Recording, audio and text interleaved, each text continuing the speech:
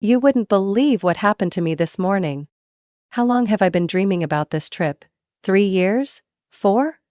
Long enough for it to become one of the most important things in my life. And now, standing in front of my parents' house, I can't believe my eyes.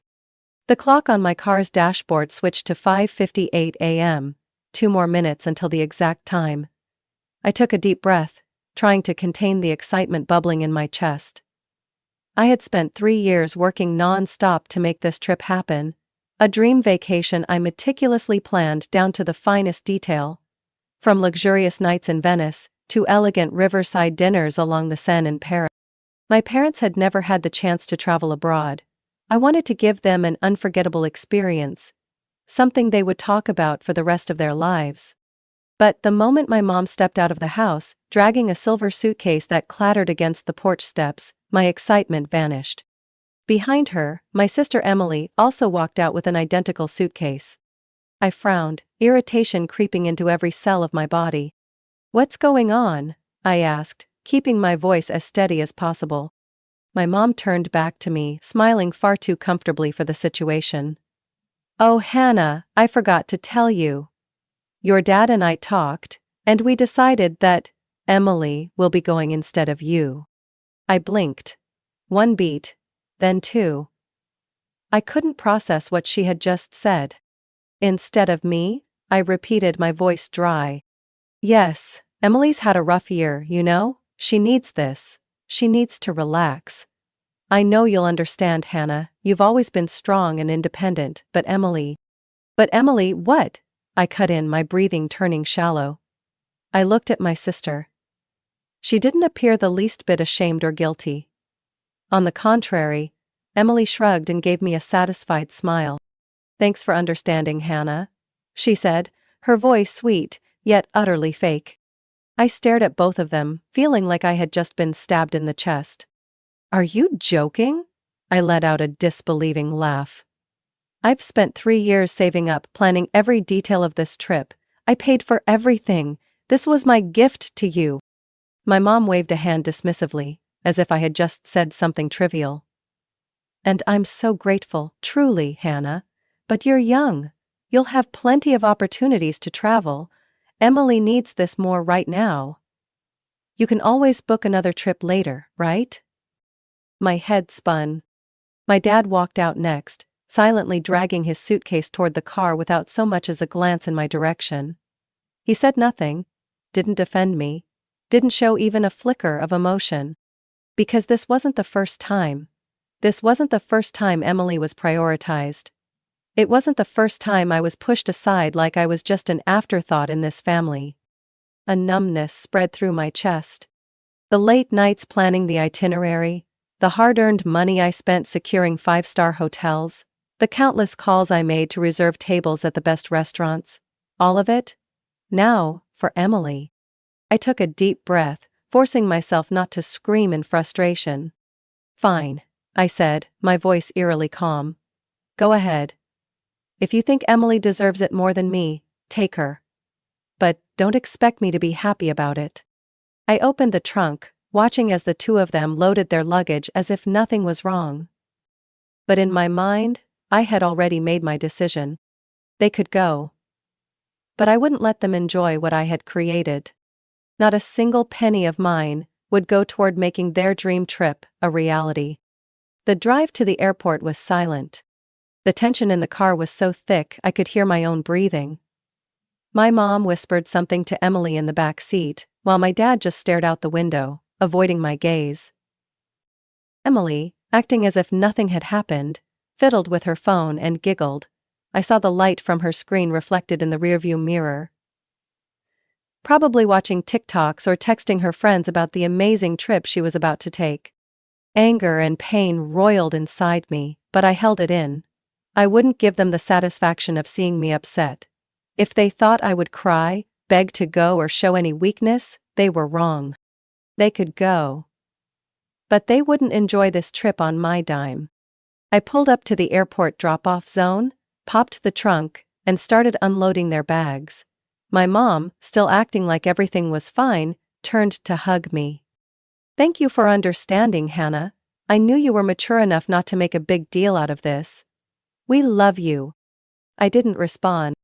Emily, pulling her suitcase along, turned to me with a smug smile. "You're the best, Hannah. Enjoy your time at home." I let out a dry chuckle. Enjoy. Then, I turned and walked straight back to my car. They had no idea what was coming. As soon as I got home, I grabbed my laptop. My hands weren't shaking out of anger anymore, but out of sheer determination. I opened every booking and reservation I had carefully arranged over the past 3 years. Hands. Each confirmation email that popped up on my screen felt like a cut through the strings of their manipulation. The luxury hotels? Gone. The Michelin-starred dinners in Paris? No longer happening. The private tours I had booked in advance? Cancelled in an instant. I even contacted the airline to downgrade their seats to economy and reclaim the fare difference. They could still fly, but there would be no spacious seats or complimentary champagne.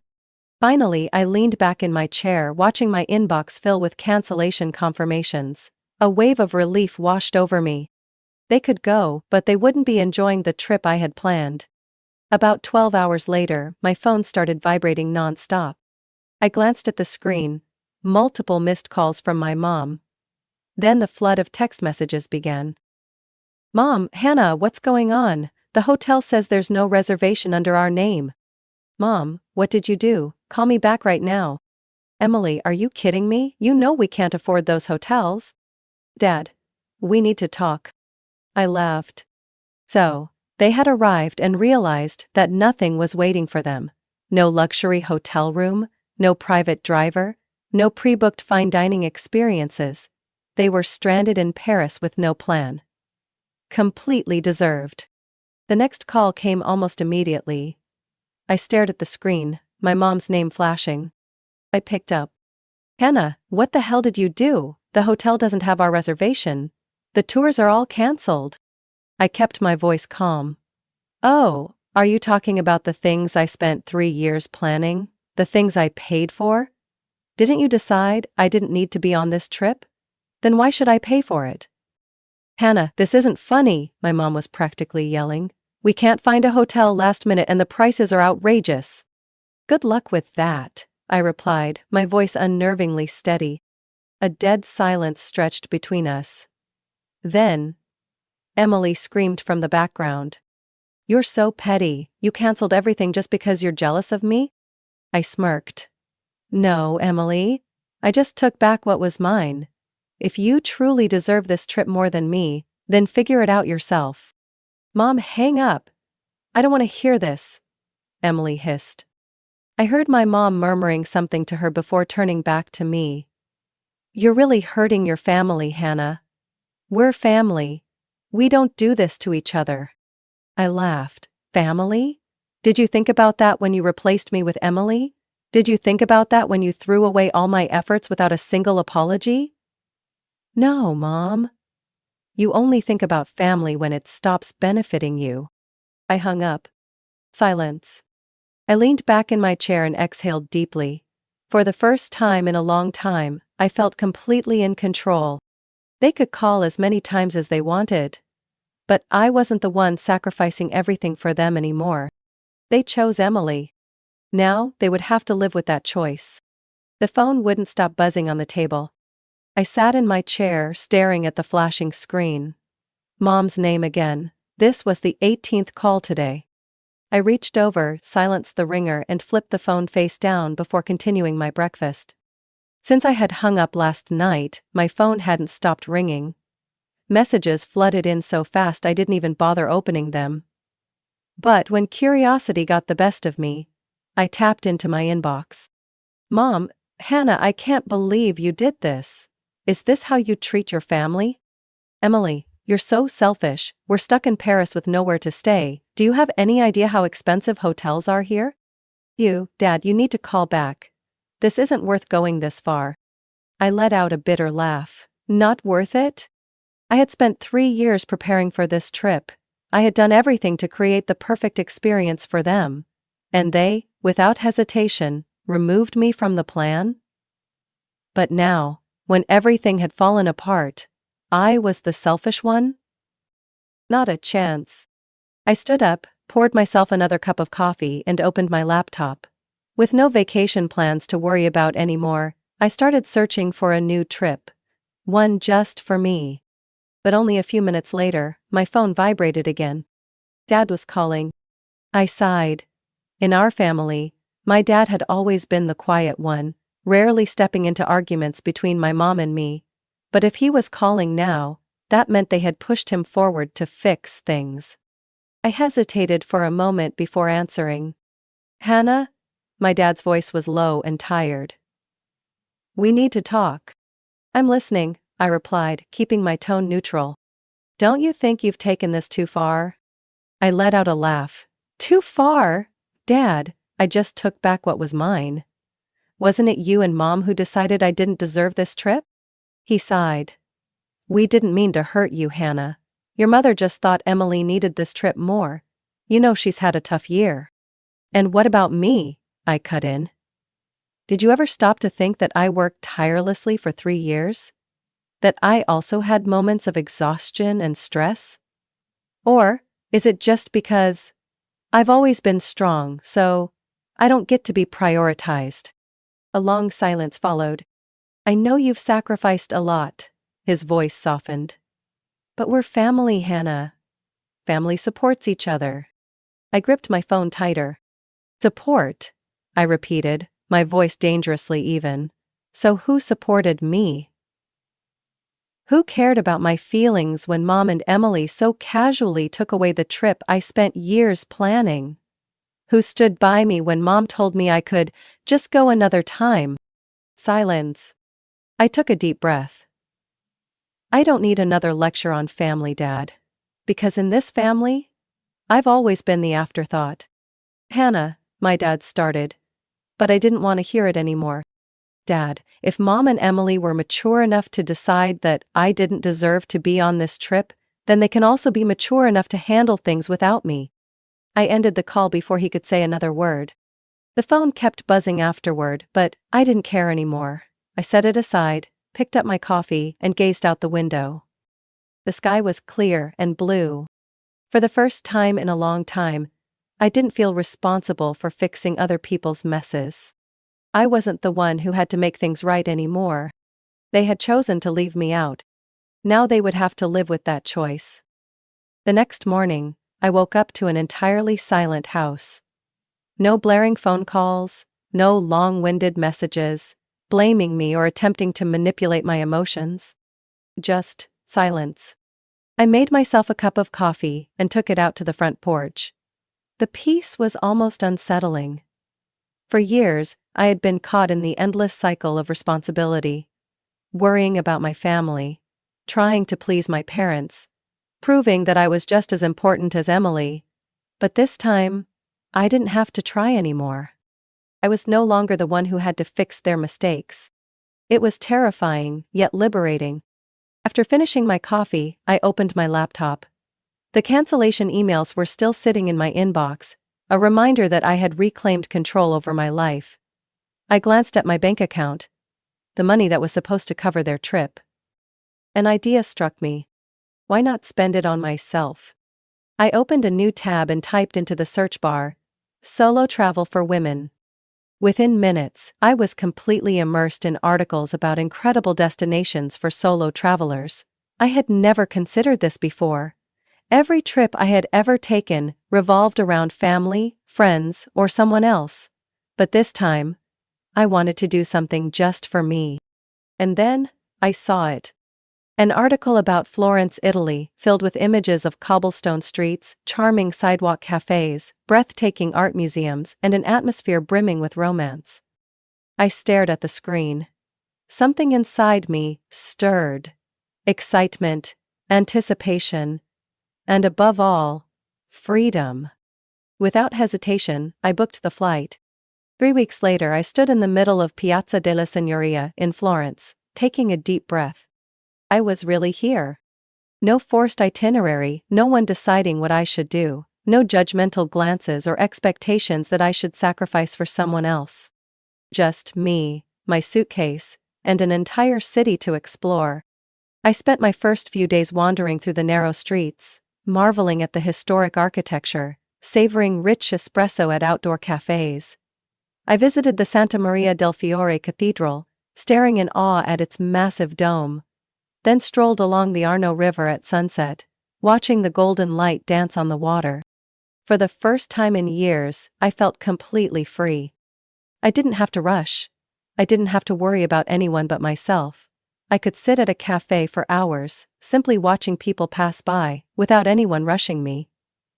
I could step into a tiny artisan shop, chatting with the owner, without feeling like I was wasting anyone's time. Everything belonged to me. One afternoon, I bought a soft leather journal from a small market stall and started writing. I wrote about the little things I loved: the scent of fresh bread on the streets, the way sunlight filtered through the stained glass windows of cathedrals, the quiet serenity of sitting on the steps of Santa Croce, feeling the heartbeat of Florence.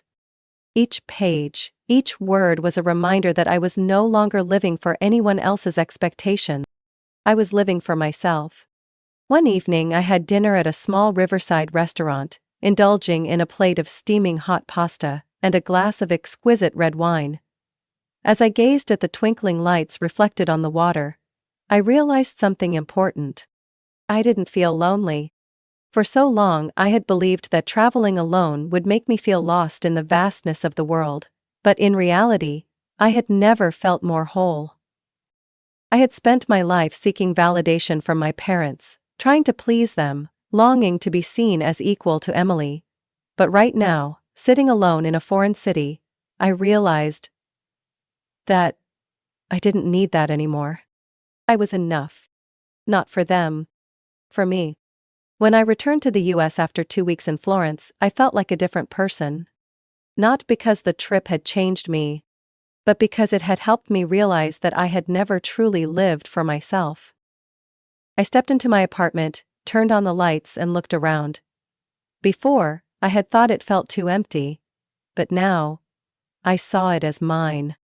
I unpacked my suitcase, carefully placing the souvenirs on my shelf: a small statue of David, a hand-painted ceramic mug, and the leather journal filled with my memories. Then I picked up my phone. "Mom, I hope you had a good trip. Maybe we should talk." "Dad, are you back? We can work things out." "Emily, don't think you can just ignore this." I skimmed through the messages, but this time, they didn't make me feel guilty or pressured. I set my phone down. There was no rush to reply. I had spent my entire life putting them first. Now, it was my turn. Before, whenever my phone rang with Mom or Dad on the screen, I would pick up immediately. It was what I had always done. I was used to being the one to solve problems, to be the first to smooth over any tension in the family. But this time, I set the phone aside and continued what I was doing. They could wait. 3 days after I returned, my mom called. I stared at the screen for a long moment before deciding to answer. "Hannah." Her voice was softer than usual. No anger. No accusations. "Mom," I replied, my voice steady. She hesitated. "I just wanted to know if you got home safely." I knew she hadn't called just for that. "I'm home," I answered simply. A long silence stretched between us before she sighed. "I know you're still angry, Hannah. But I want to talk." I remained silent. "We've thought a lot about what happened." My mom's voice softened, carrying a hint of regret for the first time. "I know I should have asked you before making that decision. I shouldn't have taken it for granted. I thought you would understand, but I didn't realize how much it would hurt you." I closed my eyes and took a deep breath. This was what I had been waiting for. Acknowledgement. Not excuses, not words that twisted the situation to make me feel guilty, but a real admission of what they had done. But an apology alone wasn't enough. I opened my eyes, my voice colder than I expected. "And what do you want me to do with that?" My mom hesitated. "I'm not asking you to forgive us right away, Hannah. I just want you to know that your dad and I realize our mistake, and we truly want to make things right." I tightened my grip on the phone. "Mom, this isn't just about the trip." I spoke slowly, carefully choosing my words. This is about all the times you and Dad put Emily above me. This is about me spending my entire life trying to prove that I mattered too, only to never be treated that way." She fell silent. "An apology can't erase all the years of being pushed aside, Mom." My voice was calm but sharp. "If you really want to fix things, you have to do more than just say you're sorry." She took a long breath. "I understand. Can you give me a chance?" I thought for a long moment. Finally, I said, "You can start by respecting my boundaries. I won't let you or Dad guilt me anymore. I won't be the one who has to fix everything in this family. And if you truly want to make things right, you'll have to prove it, not just with words." A long silence followed. Then, she quietly said, "I'll try." In the weeks that followed, I kept my distance from my family. Not out of revenge, but because I needed to. I needed space to live my own life without being dragged into the messes they created. I started trying new things. Signing up for a painting class, joining a book club, spending more time with people who actually cared about me. For the first time in my life, I didn't feel like I had to carry anyone else's burdens but my own. My mom still texted me occasionally, but she no longer pressured me. At least for now.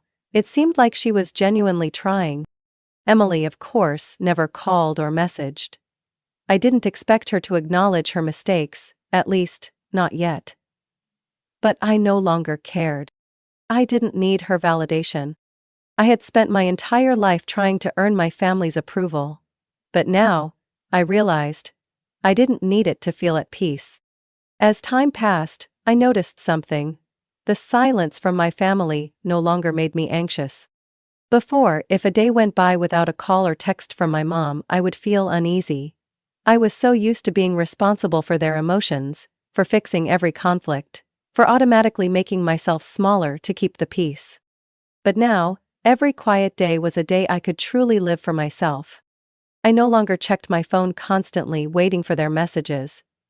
I no longer felt guilty if I didn't respond right away. For the first time in my life, I felt free. The weeks after my return from Florence, I focused on things I had never allowed myself to prioritize before. I signed up for a weekend photography class, something I had always wanted to try but never found the time for. I joined a local hiking group and started exploring new trails, feeling the solid ground beneath my feet as I embraced the challenges of each path. I spent time reading the books I had bought long ago but never opened. I tried new recipes, without worrying about whether someone else would like them. And most importantly, I started planning my next trip. This time, just for me. I opened my laptop, scrolling through a list of places I had always wanted to visit. There were so many options, but for the first time, I wasn't thinking about what anyone else would enjoy. I wasn't planning to please anyone but myself. One Saturday afternoon, I received a text from my mom. "Mom, Hannah, I know you still need time, but I want you to know that I'm really trying to change. I won't pressure you anymore, but if one day you're ready, I hope we can talk like we used to."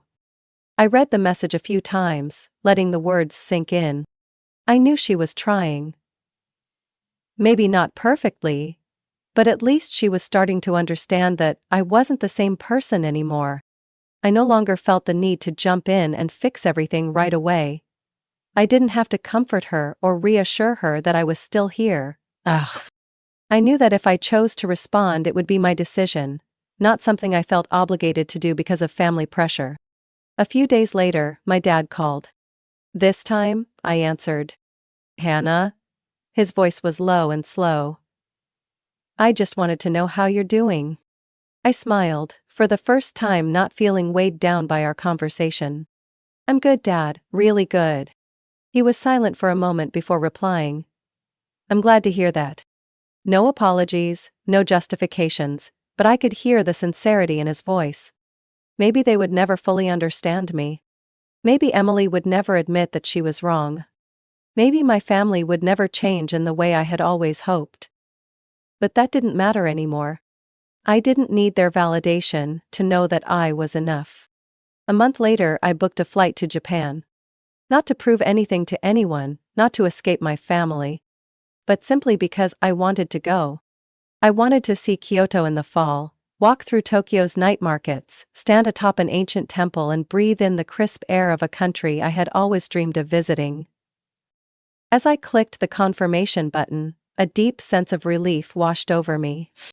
For so long I had believed that happiness required my family's approval, that I needed them to accept me, that I needed their love in the way I had always longed for. But now, I realized that I was whole and thriving, even if they never changed. Because in the end, I had learned the most important lesson of all. I didn't have to sacrifice myself to prove my worth. I was already enough, strong, independent, and whole. Not for anyone else. For me. Hannah's story isn't just a personal experience. It reflects the reality of many people who have spent their lives trying to please their families only to be overlooked. It highlights an important lesson. Your worth is not determined by anyone else's recognition. Setting boundaries, respecting yourself, and stepping away from the cycle of unconditional sacrifice is the key to finding true freedom. Happiness doesn't come from making everyone else happy. It comes from living authentically, confidently, and independently. What do you think about Hannah's story? Have you ever experienced something similar, feeling like your efforts were unappreciated by your family? Share your thoughts in the comments below.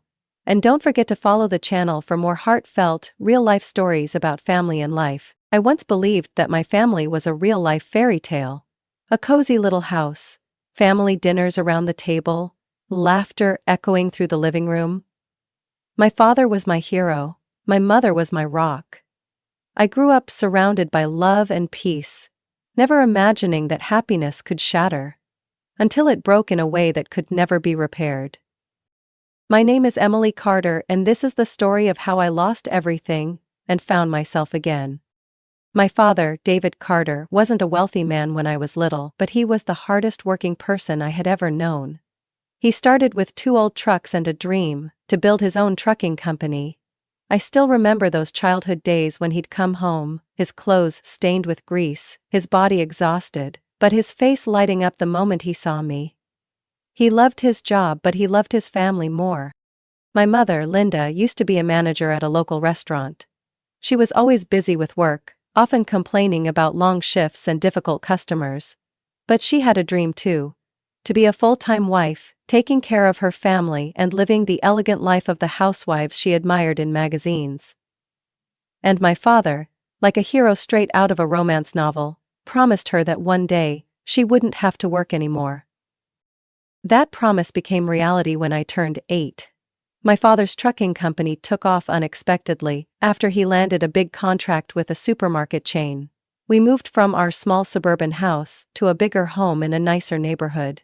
I had my own room with a large window overlooking the backyard, where my dad built me a swing. Life felt perfect. Or at least, I thought it was.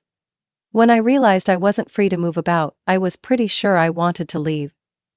I realized my mother quit her job right after we moved, but instead of becoming the devoted mother she once said she wanted to be, she spent most of her time at spas, shopping centers, or socializing with her new wealthy friends. She no longer complained about work, but I also noticed she no longer spent much time with me. Still, that didn't bother me too much, because my dad was always there.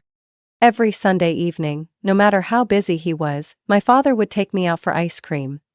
We'd sit on a wooden bench outside the little shop, and he'd listen to my stories about school with an attentiveness that made me feel like no one in the world could ever care about me more than he did. But one Sunday, just as we finished our ice cream, my father answered a phone call. I don't remember exactly what he said, only that his voice was low, with a hint of concern. "Looks like one of my drivers is sick. I'll have to take the shipment myself tomorrow." "Can I come with you?" I asked eagerly. He chuckled and ruffled my hair. "No, sweetheart, it's just an overnight trip. I'll be back in the morning." I didn't know that would be the last time I ever saw my father. The next morning, I was jolted awake by the shrill ringing of the phone. The sun hadn't fully risen yet, but I heard my mother's piercing scream. She wailed as if someone were choking the life out of her. My heart pounded as I rushed down the stairs. My mother stood in the middle of the living room, the phone slipping from her hands and shattering on the floor. A police officer was speaking to her, but I only caught fragments of his words. Accident. Highway.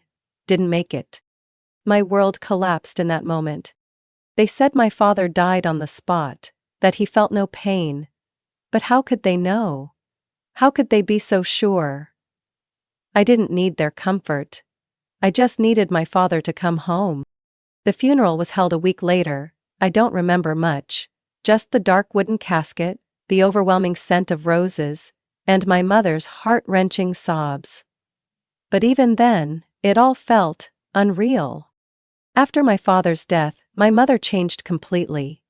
Within weeks, she met with lawyers to take over his company, talking about restructuring and revamping, as if she actually understood what she was doing. But I noticed the people who had worked with my father for years slowly disappearing. Some resigned quietly, while others spoke out against my mother's leadership, only to be swiftly fired. A few months later, the company that had been my father's pride and legacy crumbled. But that was only the beginning of the real nightmare. The collapse of my father's company didn't just mark the end of an empire he had spent his life building. It was the start of a new chapter in my life, one filled with pain and loneliness. My mother never spoke about my father again. She didn't seem to feel any remorse for destroying his company either.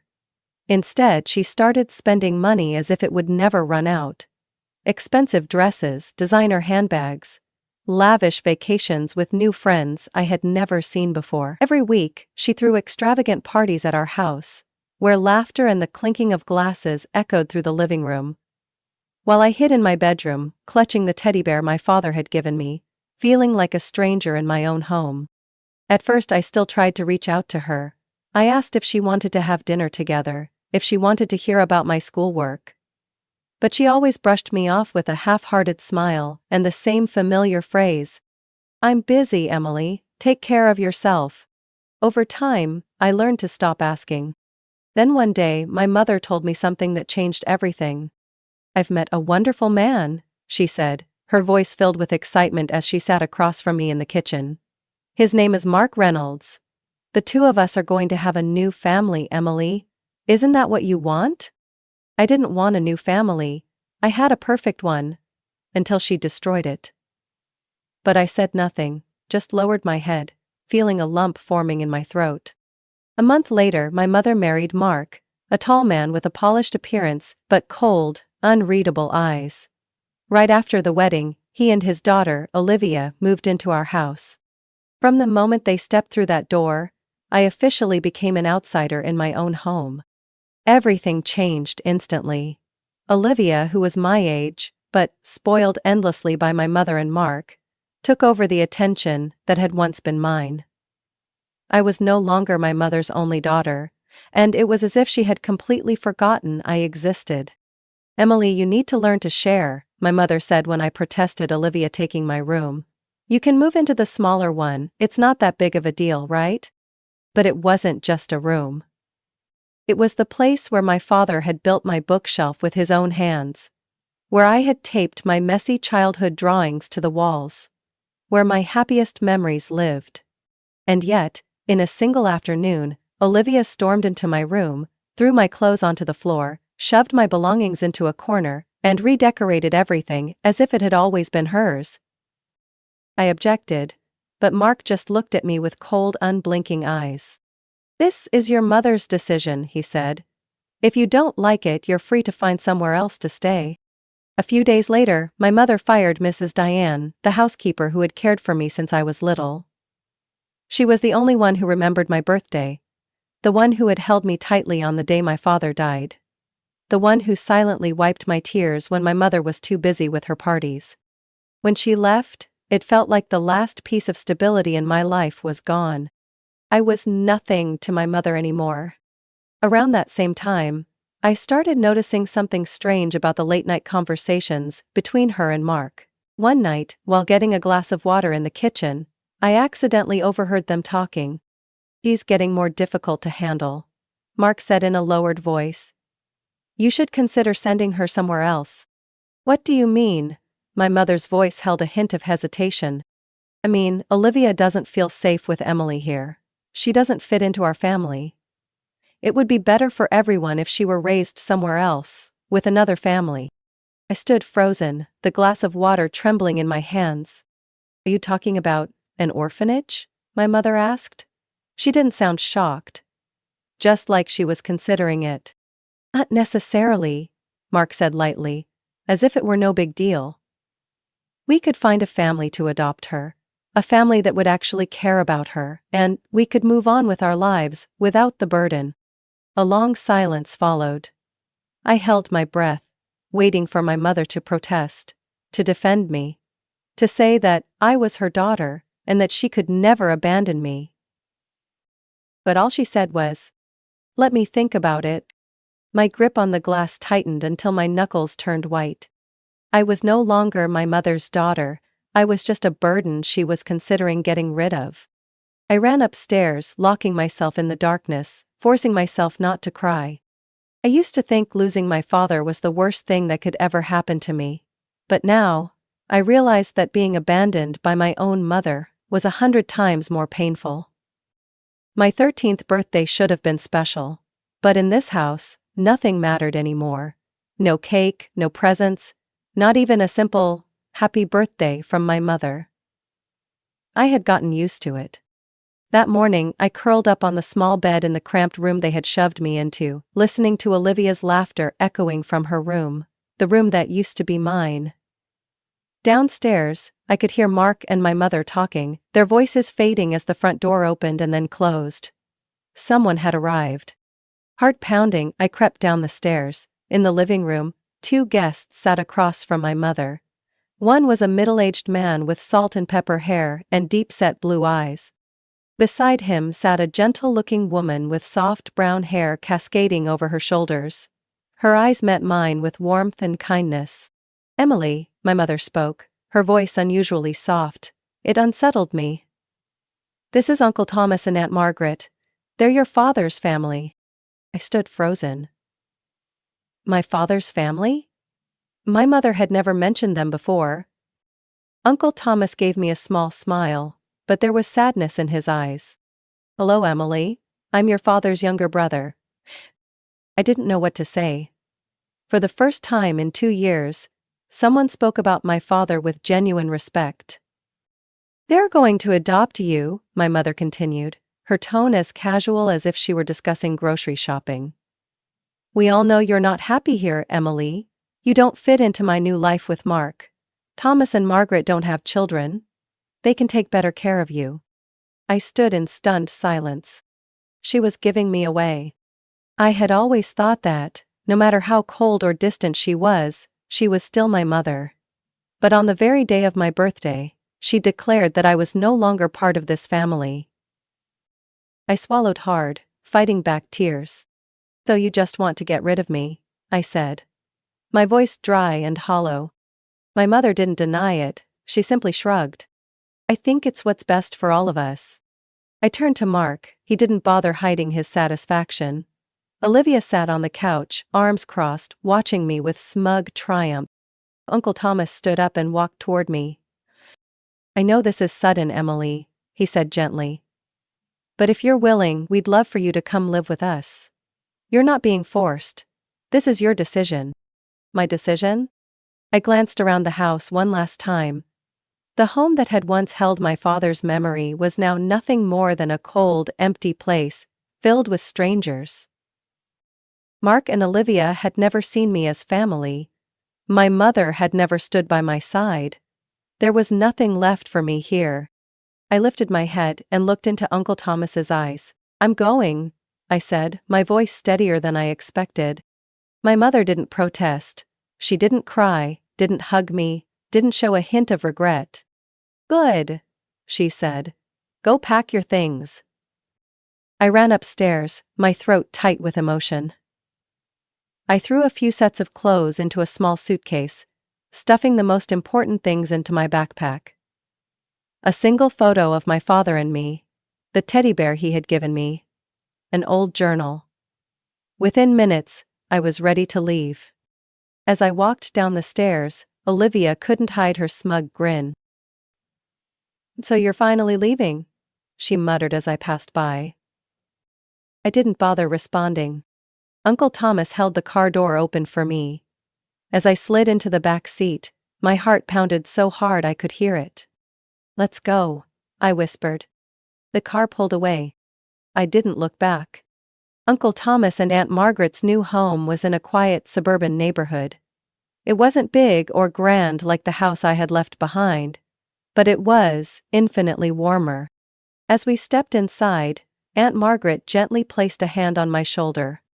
"You can call me Aunt if you'd like," she said softly.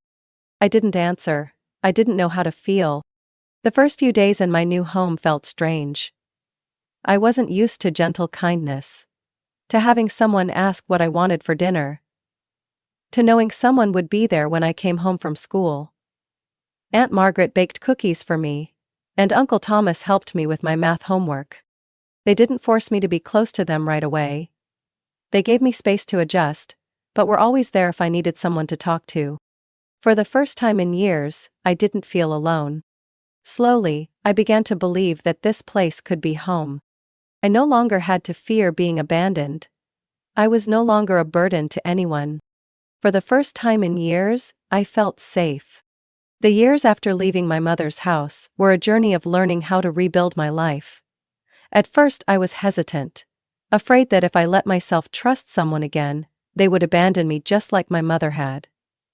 But Aunt Margaret and Uncle Thomas were patient. They never forced me to open up. They simply stayed by my side whenever I needed them.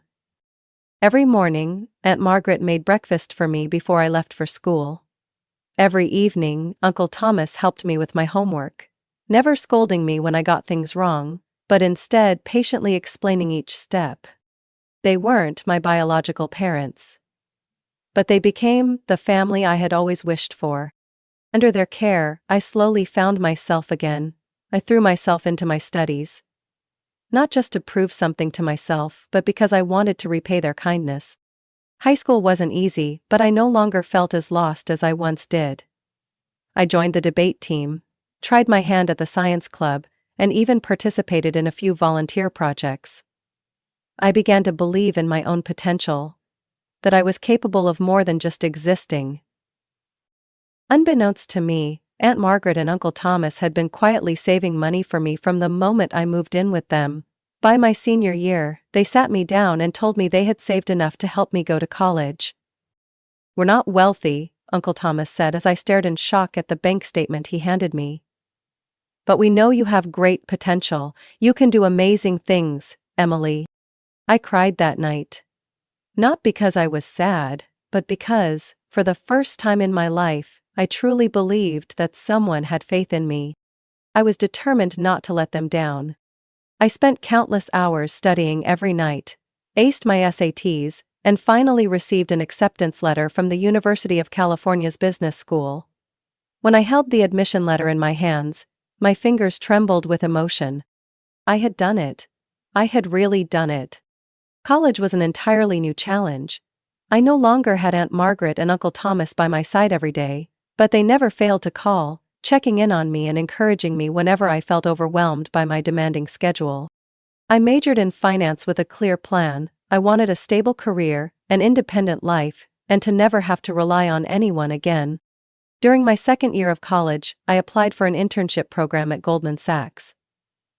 The competition was intense, but I gave it my all, pushed through every round of interviews, and ultimately secured a spot. The first few days in the high-pressure world of finance were anything but easy, but I refused to let anyone underestimate me. I worked harder than everyone else, took on extra projects, and always prepared thoroughly before every meeting. I wanted to prove that I belonged there. By the end of my internship, I received a full-time job offer from Morgan Stanley. I couldn't believe it. The girl who had once been abandoned by her mother, who had once eavesdropped on a conversation about being given away, now had a position at one of the largest financial firms in the world. I had truly rewritten my fate.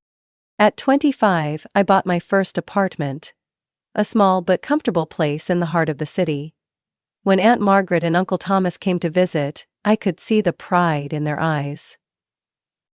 "You did this all on your own," Aunt Margaret said, holding my hand. "We always knew you would." I started to enjoy the life I had worked so hard to build. I no longer feared that one day, everything would be taken away from me. This was my life, and I was in control. Then one day, I met Michael. Michael Anderson was a financial consultant I met at an industry seminar. He wasn't like the arrogant or distant professionals I often encountered in my field. He was smart, funny, and most importantly, he actually listened to me. Having lived with my stepfather, I knew what it meant to have an adult. At first, I was terrified of letting someone into my life. I had spent my entire existence building walls, reminding myself that I didn't need anyone. But Michael slowly made me rethink that belief. He was patient, never pushing me, never forcing me to face things I wasn't ready for. He didn't just love the person I had become. He embraced my past, with all the scars I carried. We dated for a year before he proposed. As I looked down at the ring on my finger, I couldn't help but think of the girl I used to be. The little Emily who once curled up in an empty room, convinced she wasn't worthy of love. Now, I knew that wasn't true. I had found my true family. I had built a life I was proud of. And most importantly, I had found someone who loved me. Not out of obligation, but because he truly wanted to be with me. My life had once been a series of losses. But now, I knew I had won. 3 months before my wedding, the past I had tried so hard to bury came back in a way I never expected. I was sitting in my office at Morgan Stanley, reviewing a financial report for a major client, when my phone suddenly vibrated. A Facebook message from an unfamiliar account. When I opened it, my heart clenched. "Emmy, it's Mom. I heard you're getting married." "Congratulations, I'm so proud of you, my daughter. I've changed a lot and I regret everything that happened in the past. I miss you so much. Can you give me a chance to make things right? I really want to be there on your big day." I stared at the screen, my fingers frozen. Linda Carter. The woman who abandoned me on my 13th birthday. The woman who handed me off to strangers without a second glance. All these years, she had never looked for me. When I graduated high school, she wasn't there. When I earned a scholarship to college, she didn't care. But now that I had built a successful career and was getting married, she suddenly remembered she had a daughter? I closed my eyes, steadying my breath. I knew why she was reaching out. It wasn't because she missed me. It was because she needed something from me. I had once been a burden she wanted to get rid of. And now, I was an opportunity she could exploit. I opened Facebook and typed a short response. "You are not my mother. You lost that right a long time ago. Don't contact me again." Then, I blocked her account. My hands trembled slightly as I set my phone down, but, deep inside, I felt lighter. I was no longer the little girl crying in the corner of a dark room, desperate for love. I had a real family now. I didn't need her validation anymore. That morning the sky was clear, and the sunlight stretched softly across the estate where we were holding the wedding. Standing in front of the mirror in the bridal suite, I smoothed out the fabric of my pure white wedding dress, my heart overflowing with happiness. Aunt Margaret adjusted my veil with careful hands.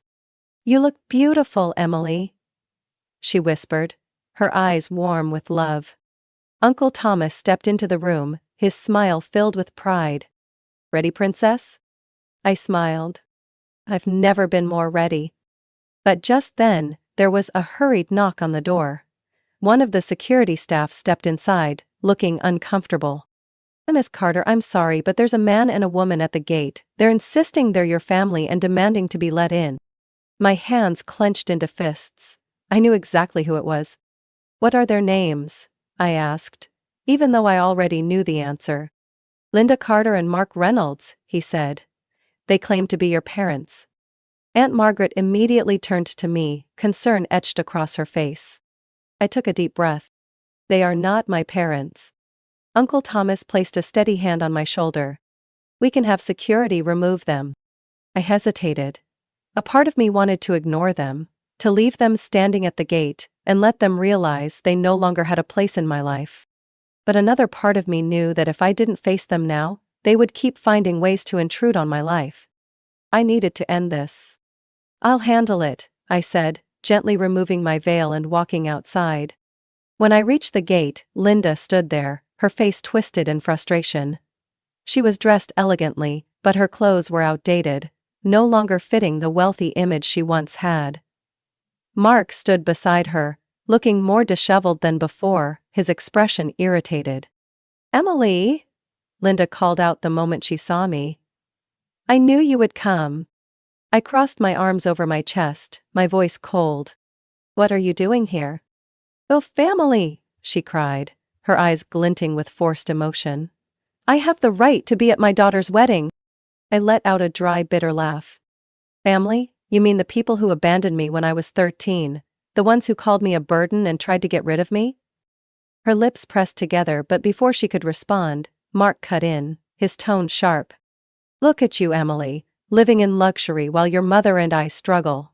If you had any decency, you'd help us." So that was it. They weren't here because they cared about me, they were here because they needed money. I stared at them, feeling an unexpected sense of calm. "You have no right to ask anything of me.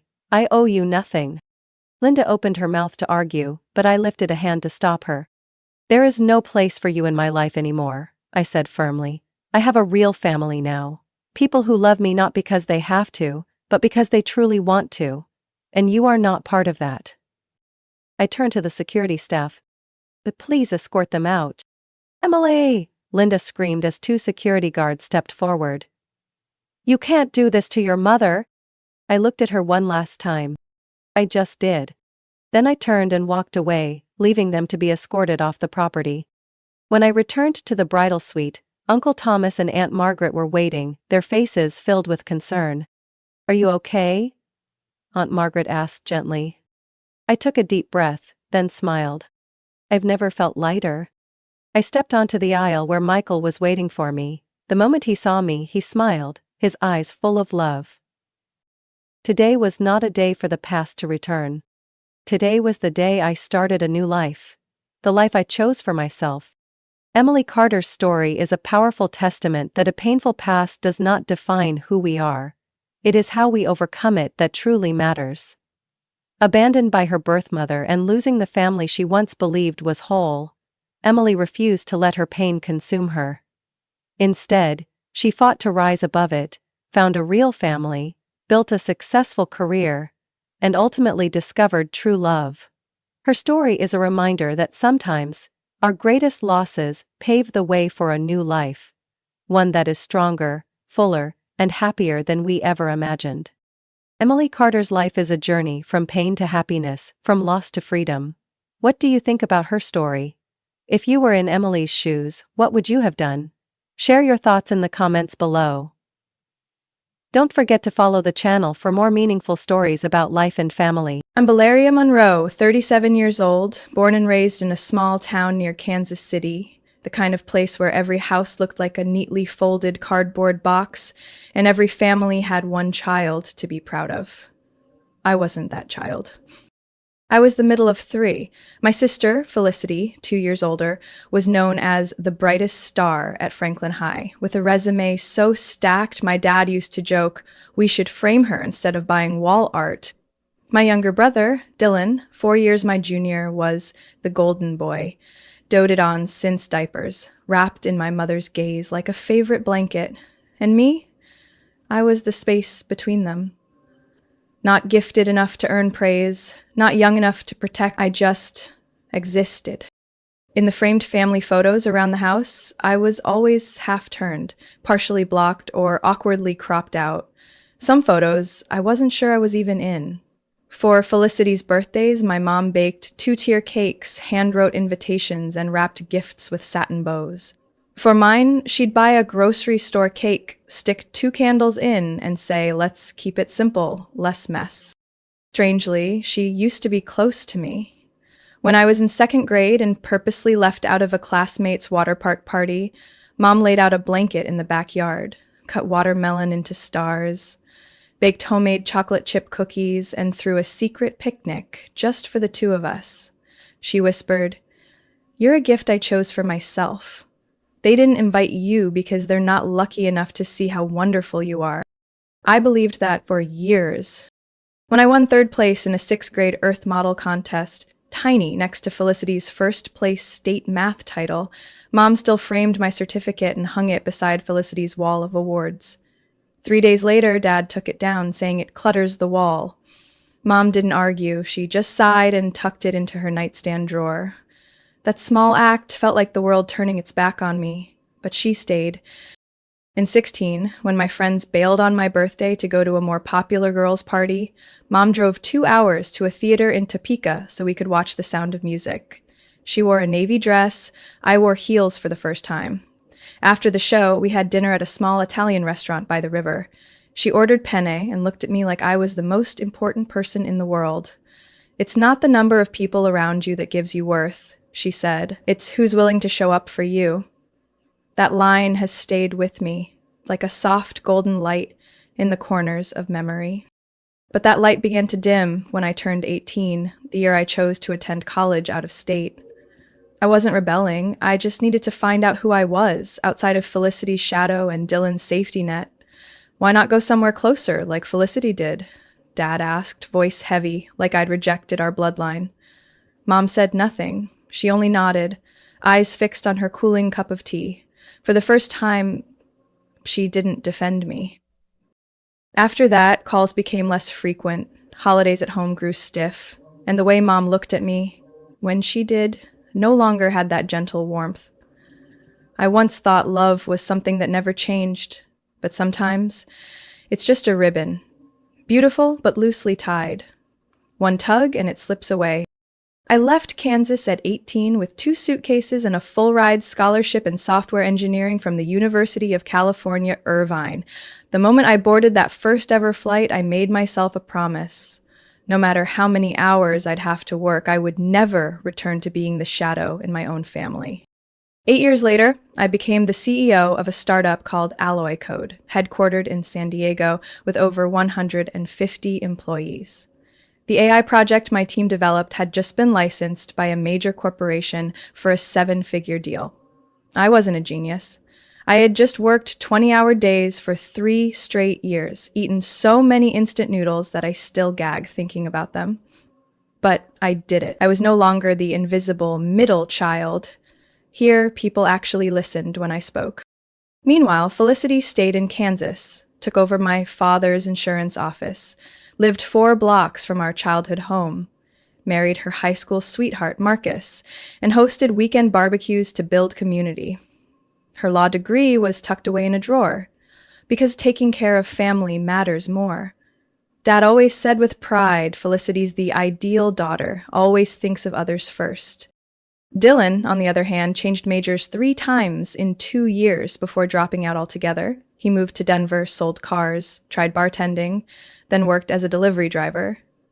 Once, I offered to help him earn a tech certification for free, and he waved it off, saying, "You've made it. Leave some room for us normal folks." I still don't know if that was sarcasm or resentment. During my occasional calls home, I'd tell Mom about our upcoming venture capital meetings in Palo Alto, or the Vietnamese-American intern who reminded me of myself a decade ago. She'd mumble, then change the topic to how Felicity was chosen to organize the school fundraiser, or how Dylan was so hardworking for taking night shifts to experience real life. I sent home carefully curated holiday gift baskets, filled with local delicacies and souvenirs from business trips. Mom would text back briefly, "Thank you, very nice." Felicity loved the scarf. I didn't need praise. But her silence, from the same woman who once saved my tiny science fair certificate, made me feel like a number on a spreadsheet. Useful, but unloved. 2 years ago, at a Thanksgiving dinner I had painstakingly arranged to attend, Felicity waited until dessert, lifted her wine glass, and smiled at me. "You know what Mom once said? That if you just slowed down a little, you might have had a family and given her grandkids by now." I smiled stiffly and put down my knife. Are kids for Mom's happiness or for you to feel superior? The room went dead silent. Mom squeezed my hand under the table, as if to comfort me, but said, "Your sister's just worried about you. You live so far away. Your job is so stressful. Do you ever feel tired?" I looked at her, wanting to scream. What about the nights I came home late and still called? The checks I sent, the gifts. Did anyone ever ask if I was tired? After that, our calls became less frequent. The few we had revolved around Felicity's new yoga class, Dylan finding his path, and the neighbors building a new garage. Me? No one asked about the $6.2 million deal I'd just closed. No one mentioned my Forbes feature on top women under 40 on the West Coast. Only one person still texted me every Monday morning. Aunt June, Mom's younger sister. The one who once said, "Valeria, you weren't born to please people. You were born to prove that kindness and strength can exist in the same person." But even she didn't know I had cried after my last call with Mom, because in that indifferent voice, I couldn't find the woman who once drove 2 hours just to see me smile. I discovered my mom's 60th birthday party through a post on Felicity's Instagram. It was a Thursday night, just after I had signed off on the quarterly budget with the finance team and collapsed into the armchair in my 27th floor apartment in San Diego. Scrolling through my phone, a ritual to unwind after long days, I froze at a photo. My mother, Camille. The venue sparkled with lights, packed with familiar faces, relatives, old neighbors, her college friends. Everyone was smiling, except me. I hadn't even been invited. It might have been just a minor sting if it weren't my mother, the same woman who hand-wrote my third-grade birthday invitations, now throwing a grand celebration without so much as a text. I long pressed the photo and zoomed in on the tagged names. I wasn't there. No sign that I had ever existed in that party's plan. Felicity, on the other hand, was tagged at least 4 times, with hashtags like Perfect Big Sis and The Thankful Child. I held back my emotions and waited until the next morning. Then I called Mom. She picked up on the 3rd ring. "Valeria, everything okay?"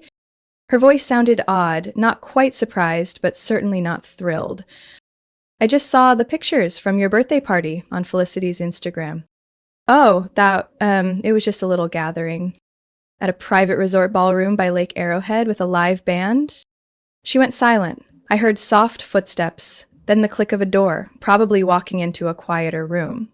Then she spoke, slowly. "Felicity said you were very busy with those international projects. She said she messaged you, but you didn't reply. She thought you didn't want to come." My stomach dropped, like I had just slipped off a rotted railing. "I never got a message, and yes, I am busy, but do you really think I wouldn't come for your 60th? You didn't want me there, did you?" Her voice wavered.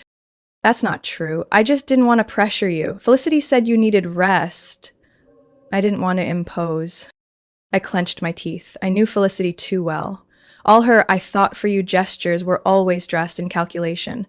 This time, it looked like she had pulled it off, erasing me from the family circle, while convincing Mom it was my choice.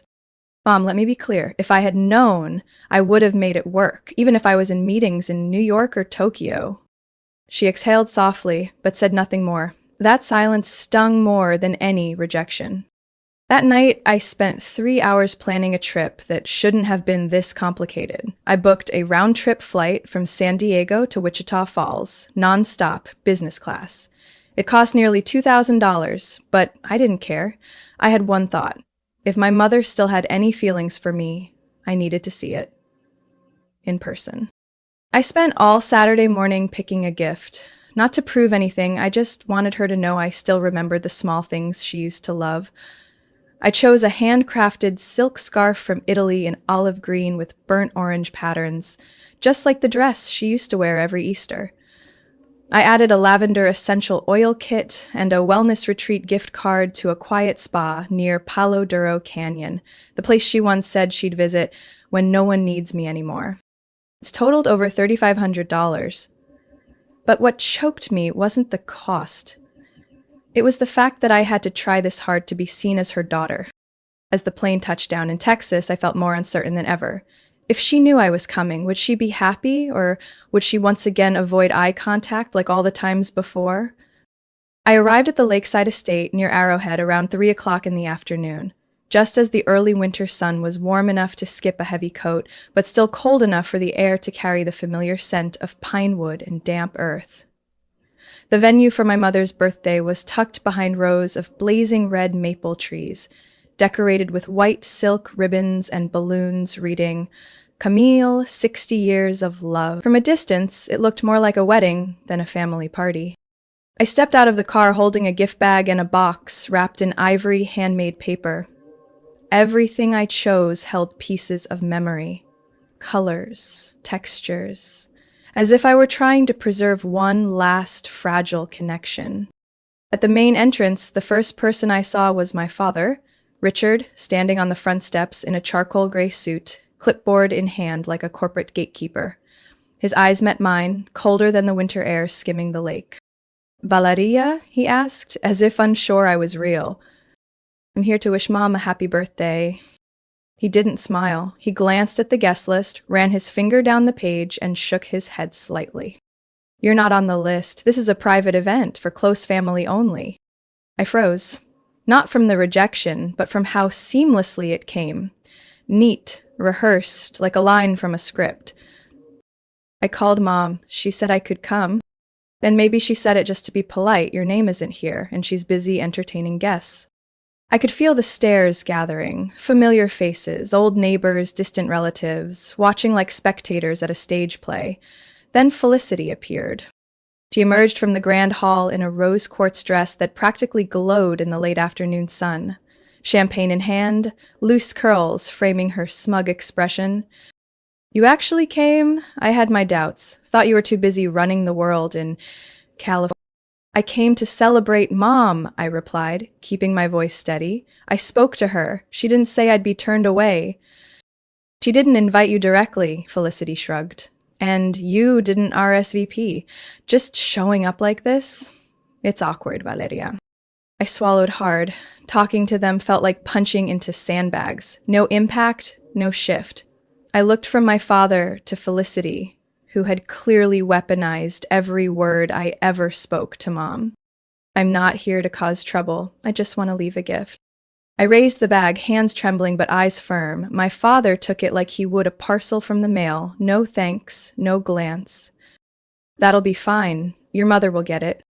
I looked past him, hoping to catch a glimpse of Mom in the crowd inside. But she wasn't there. I didn't know if she was truly occupied or had chosen to stay behind the curtain of silence. A guest brushed past, murmuring something to their companion. A distant aunt said, loud enough for me to hear, "She still thinks money can buy forgiveness." Felicity didn't hide her smirk. I knew then I wasn't welcome here. "Tell Mom I remember the backyard picnic from years ago," I said, eyes still fixed on my father. "And whatever anyone here thinks, I still hope she has a beautiful birthday." Then I turned and descended the steps, refusing to look back, my spine straight, my eyes dry. Not because I didn't want to cry, but because I knew they were waiting for it. When I closed the car door, my hands shook so badly it took 3 tries to get the key in. I glanced through the rearview mirror, toward the estate gates I once thought would open for me. No one followed. No one called my name. I didn't start the engine right away. I rested my head on the steering wheel, eyes drifting to the return ticket to San Diego for early tomorrow morning. I had braced for judgment, tension, even confrontation. But not this perfect silence. It wasn't just rejection. It was erasure, intentional, scripted, complete. I had just started the engine when a light knock startled me from the passenger window. I turned, startled, and saw a tall man with deep brown hair, thin glasses, and a navy mule suit. Uncannily familiar. He gestured politely, his eyes hesitant but not threatening. We rolled the window down about 3/4. "Excuse me, are you Valeria Monroe?" I nodded cautiously. His voice was warm and respectful. "I'm Noah Brennan. I think we've crossed paths, though not formally. I work at Alloy Code, engineering, 6th floor." I froze slightly. Alloy Code? my company. I looked closer, then it clicked. He was Felicity's boyfriend, the one I'd seen in a few photos she'd posted. I'd never paid much attention to him, never imagined this man would one day be standing beside my car, looking like he was carrying 1,000 unspoken truths. I know this is sudden, but Noah glanced around and lowered his voice. I need to talk to you about what just happened, about Felicity and your mother. I was silent for a few seconds. Logic told me to shut the window and drive away, but instinct, the same instinct that had kept me afloat for years in business, told me this wasn't ordinary. I unlocked the door. Noah stepped in carefully, taking the passenger seat with his hands clenched between his knees. I'm sorry. I should have said something sooner, but I'm new to all this. I didn't know what was appropriate. I didn't respond, just looked at him. Last night, during the final prep meeting, I overheard Felicity and Mr. Richard, your father, discuss how to handle it if Valeria shows up. That was his exact phrase. Felicity said, "She won't dare, unless she wants everyone to think she's making it about herself again." I gripped the steering wheel, eyes fixed ahead. Though they suspected I might come, they did. Felicity said your mom mentioned wanting you there, but she told your mom you were too busy, said you were with clients in Japan. I let out a dry laugh. I canceled a Tokyo meeting because I thought Mom sincerely wanted to see me. I believe she did, Noah said quickly, because this morning, when she asked if I'd seen you, she looked like she was truly hoping you'd show. I turned to look at Noah for the first time. His gaze held steady. Did Felicity ever tell you I work at Alloy Code?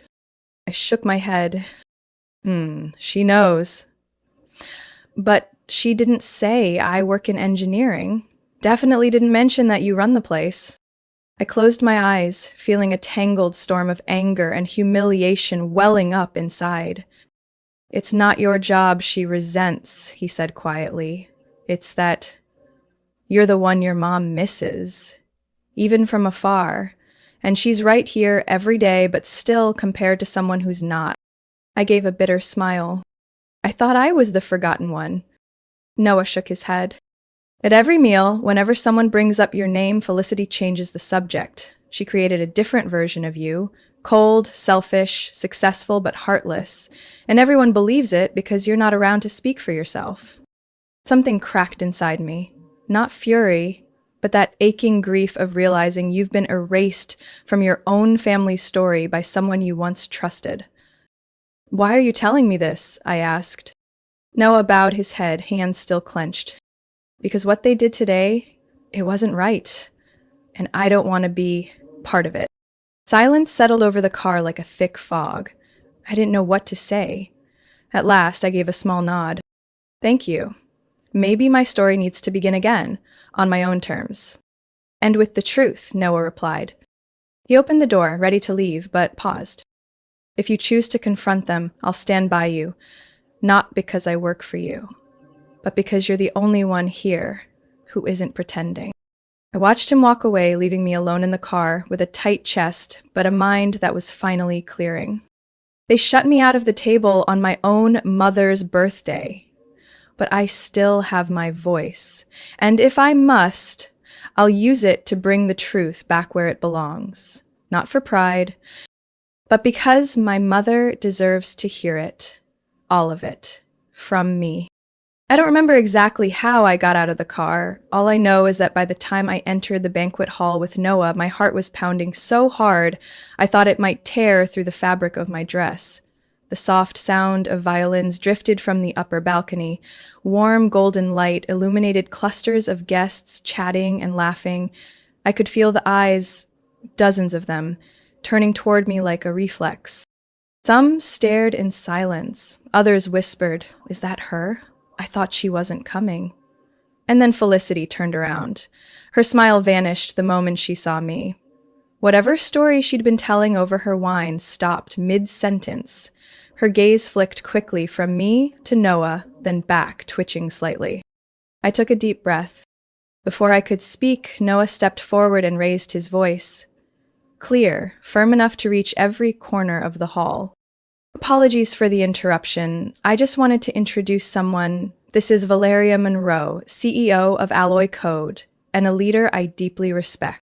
A hush fell over the room as if someone had dropped a crystal glass. All eyes swung toward me, then toward Felicity, like they had just uncovered a piece of the puzzle they never knew was missing. My mother stood up from the main table, her gaze locking onto mine, not surprised, but stunned. She rushed toward me, abandoning all pleasantries and protocol. Her hands found mine, warm and trembling like the night I fell off my bike as a child. Valeria, you're here. Why didn't anyone tell me? I tightened my grip on her hands. I was here, Mom, but I was stopped at the door. She froze. Her eyes darted toward Felicity. What? What do you mean? Dad wouldn't let me in, said I wasn't on the guest list, that I didn't belong here. The tension in the hall stretched tight like a violin string. Felicity spoke up, her voice strained. I just didn't want you to feel uncomfortable after what happened at Thanksgiving everyone remembers. I turned to her. No, Felicity, I remember clearly. You called me selfish, said I was the daughter who abandoned this family. And you didn't say it to me in private, you said it in front of everyone. And today you lied. Told Mom I was too busy to come, even though I confirmed I'd be here. Felicity's face drained of color. Her eyes welled up, but her mouth stayed firm. You always act like you're the victim. But I stayed. I carried everything. You just send a few packages and think that's enough? No one forced you to carry that burden, and no one stopped you from building a life. I chose to leave, to stand on my own. But that doesn't mean I abandoned this family. I was pushed out because someone needed me to be the villain to be more loved. The entire hall was silent. Even the string quartet had gone still. Maybe someone had signaled them, maybe not. My mother looked at Felicity, her voice trembling but resolute. Did you tell me Valeria declined the invitation? Felicity looked down, lips pressed, eyes red. You don't know what it's like to live in someone else's shadow. I'm here every day, and still. You always say things like, Valeria just signed a huge contract, or she sent me those silk scarves I love. What about me? I choked up. For the first time, I didn't see my sister as a rival. I saw a child, tangled in the ache of never feeling enough. But my mother didn't cry. She turned to the crowd. Please excuse us. My family needs a few moments. The celebration will continue, but we'll step away for now. Without waiting for a response, she grabbed both my hand and Felicity's, leading us through the side door into the private suite. My father followed quietly, his face pale. As soon as the door closed, my mother turned, no longer the soft-spoken Camille, but the woman who once stood between me and cruel classmates at recess. Richard, did you really block Valeria? My father hesitated, then nodded. I just wanted to avoid drama. After Thanksgiving, everyone assumed. Assumed what? She snapped, her voice low but fierce. Being a mother doesn't mean sacrificing one child to keep peace with the other. Felicity broke down. I just wanted to be seen, to be chosen just once. My mother looked at us both. Her tears finally came. You are both my children, and I will not let anyone come between you again. Not Felicity, not Richard, not silence. The side room behind the banquet hall, once meant for musicians to rest, had now become a courtroom for decades of tension. The four of us, myself, Felicity, Mom, and Dad, sat around a velvet gray sofa. Noah stood quietly by the door, a silent witness who chose not to walk away. It felt like my entire childhood was being put on trial. Mom spoke first, her voice cutting through the tight silence. Uriah, I'm sorry for not calling you back myself when you said you were coming, for letting others do what I should have done. I nodded, my eyes fixed on Felicity. Her hands clenched so tight they'd turned pale. I'm not upset because you didn't send an invitation, I said, my voice steady. I'm upset because it was always assumed I wouldn't come, and then that assumption was used to justify locking me out. Because I said so, I turned to Felicity. You told everyone I chose work over family, that I was too busy to care, but the truth is, I chose a life where I didn't have to dim myself down. That's it. She didn't snap back. Instead, she swallowed hard and admitted, You think I don't know what it feels like to be compared? All through childhood, Mom kept bringing up that programming award you won in 11th grade like it was an Olympic medal. I had to work twice as hard to get 3 A's, and still Mom would say, Why can't you be more like Valeria? She never complains. You were the exceptional one. I was just average. And yes, I was jealous. Her voice cracked. For the first time, Felicity wasn't on the attack. But instead of saying that, you lied, I replied. You kept Mom's diagnosis from me. You suggested not to bother me. You made me believe she didn't need me. Mom, I turned. Are you sick? She went quiet, then nodded.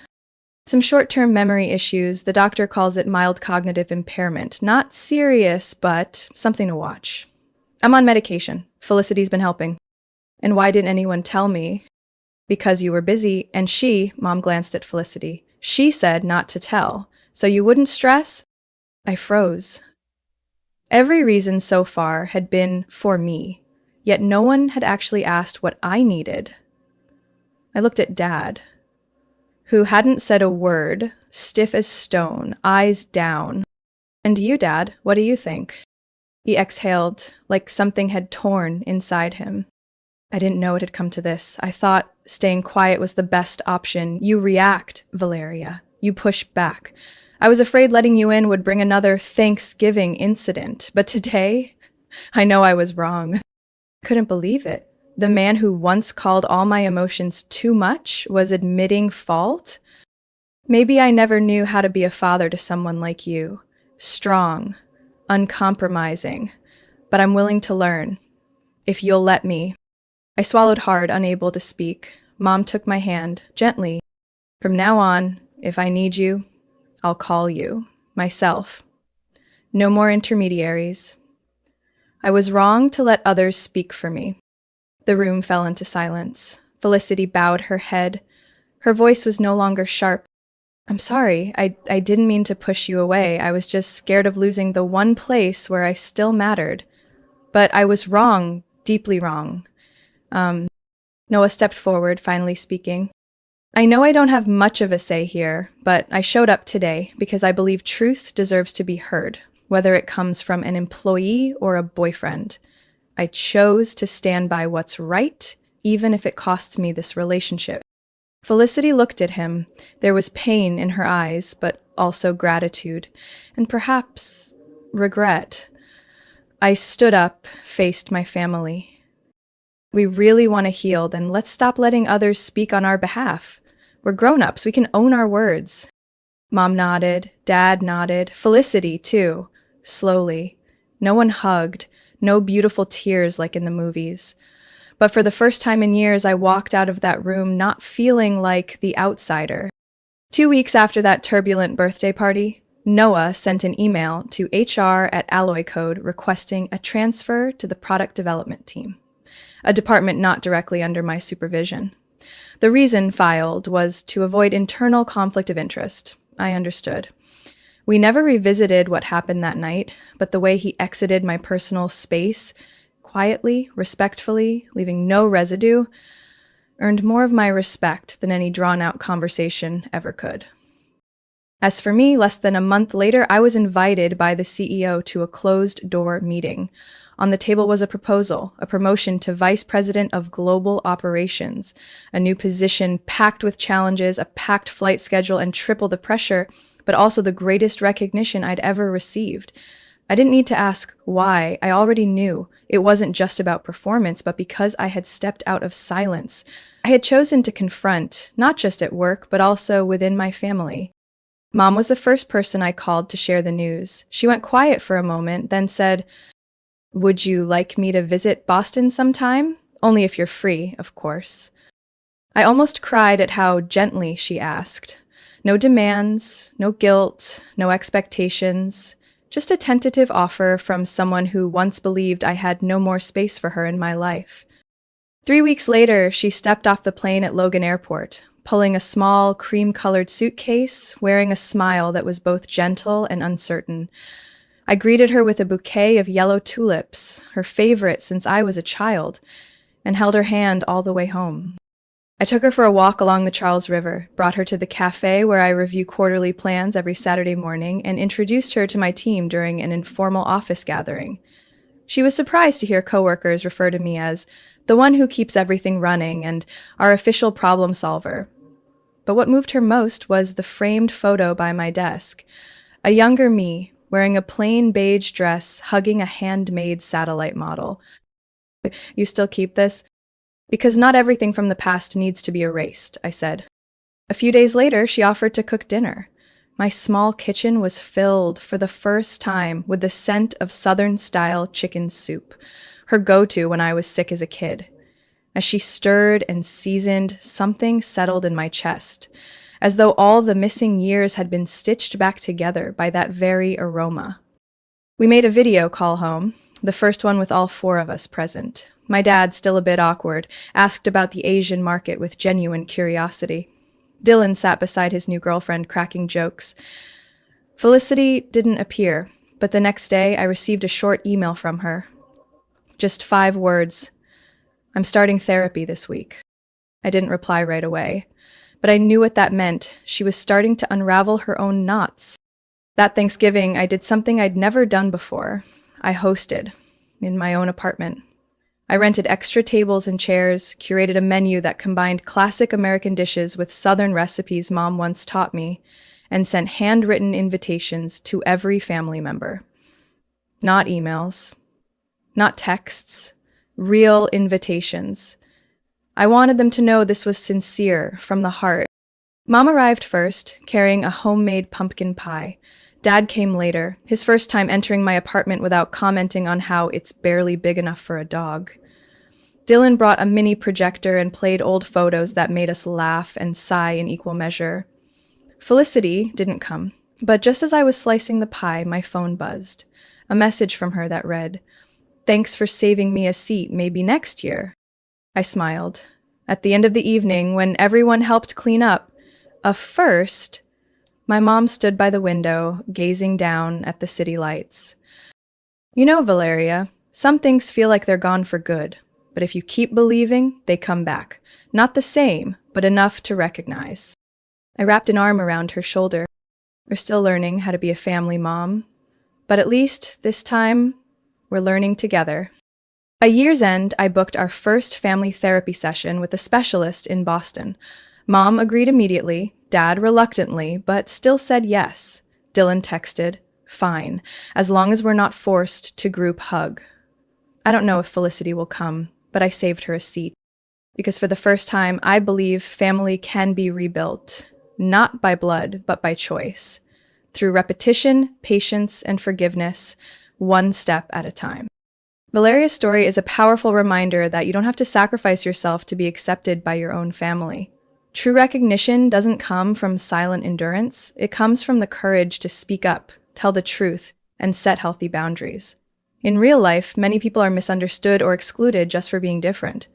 But like Valeria, when you stay true to your values and keep reaching out with sincerity, healing is always possible, even if it comes late.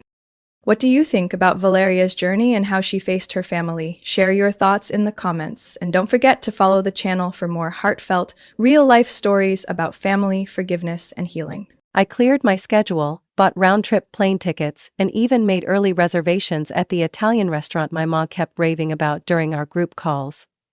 I imagined myself walking into the living room, holding a gift box, with the scent of cinnamon, wood, and nutmeg wafting from the simmering pot of cider on the stove. But instead, I got a message that took less than 20 seconds to shatter every expectation I had built up all winter. "Riley, there's a little change this year," my mom texted, followed by a weird smiley face emoji.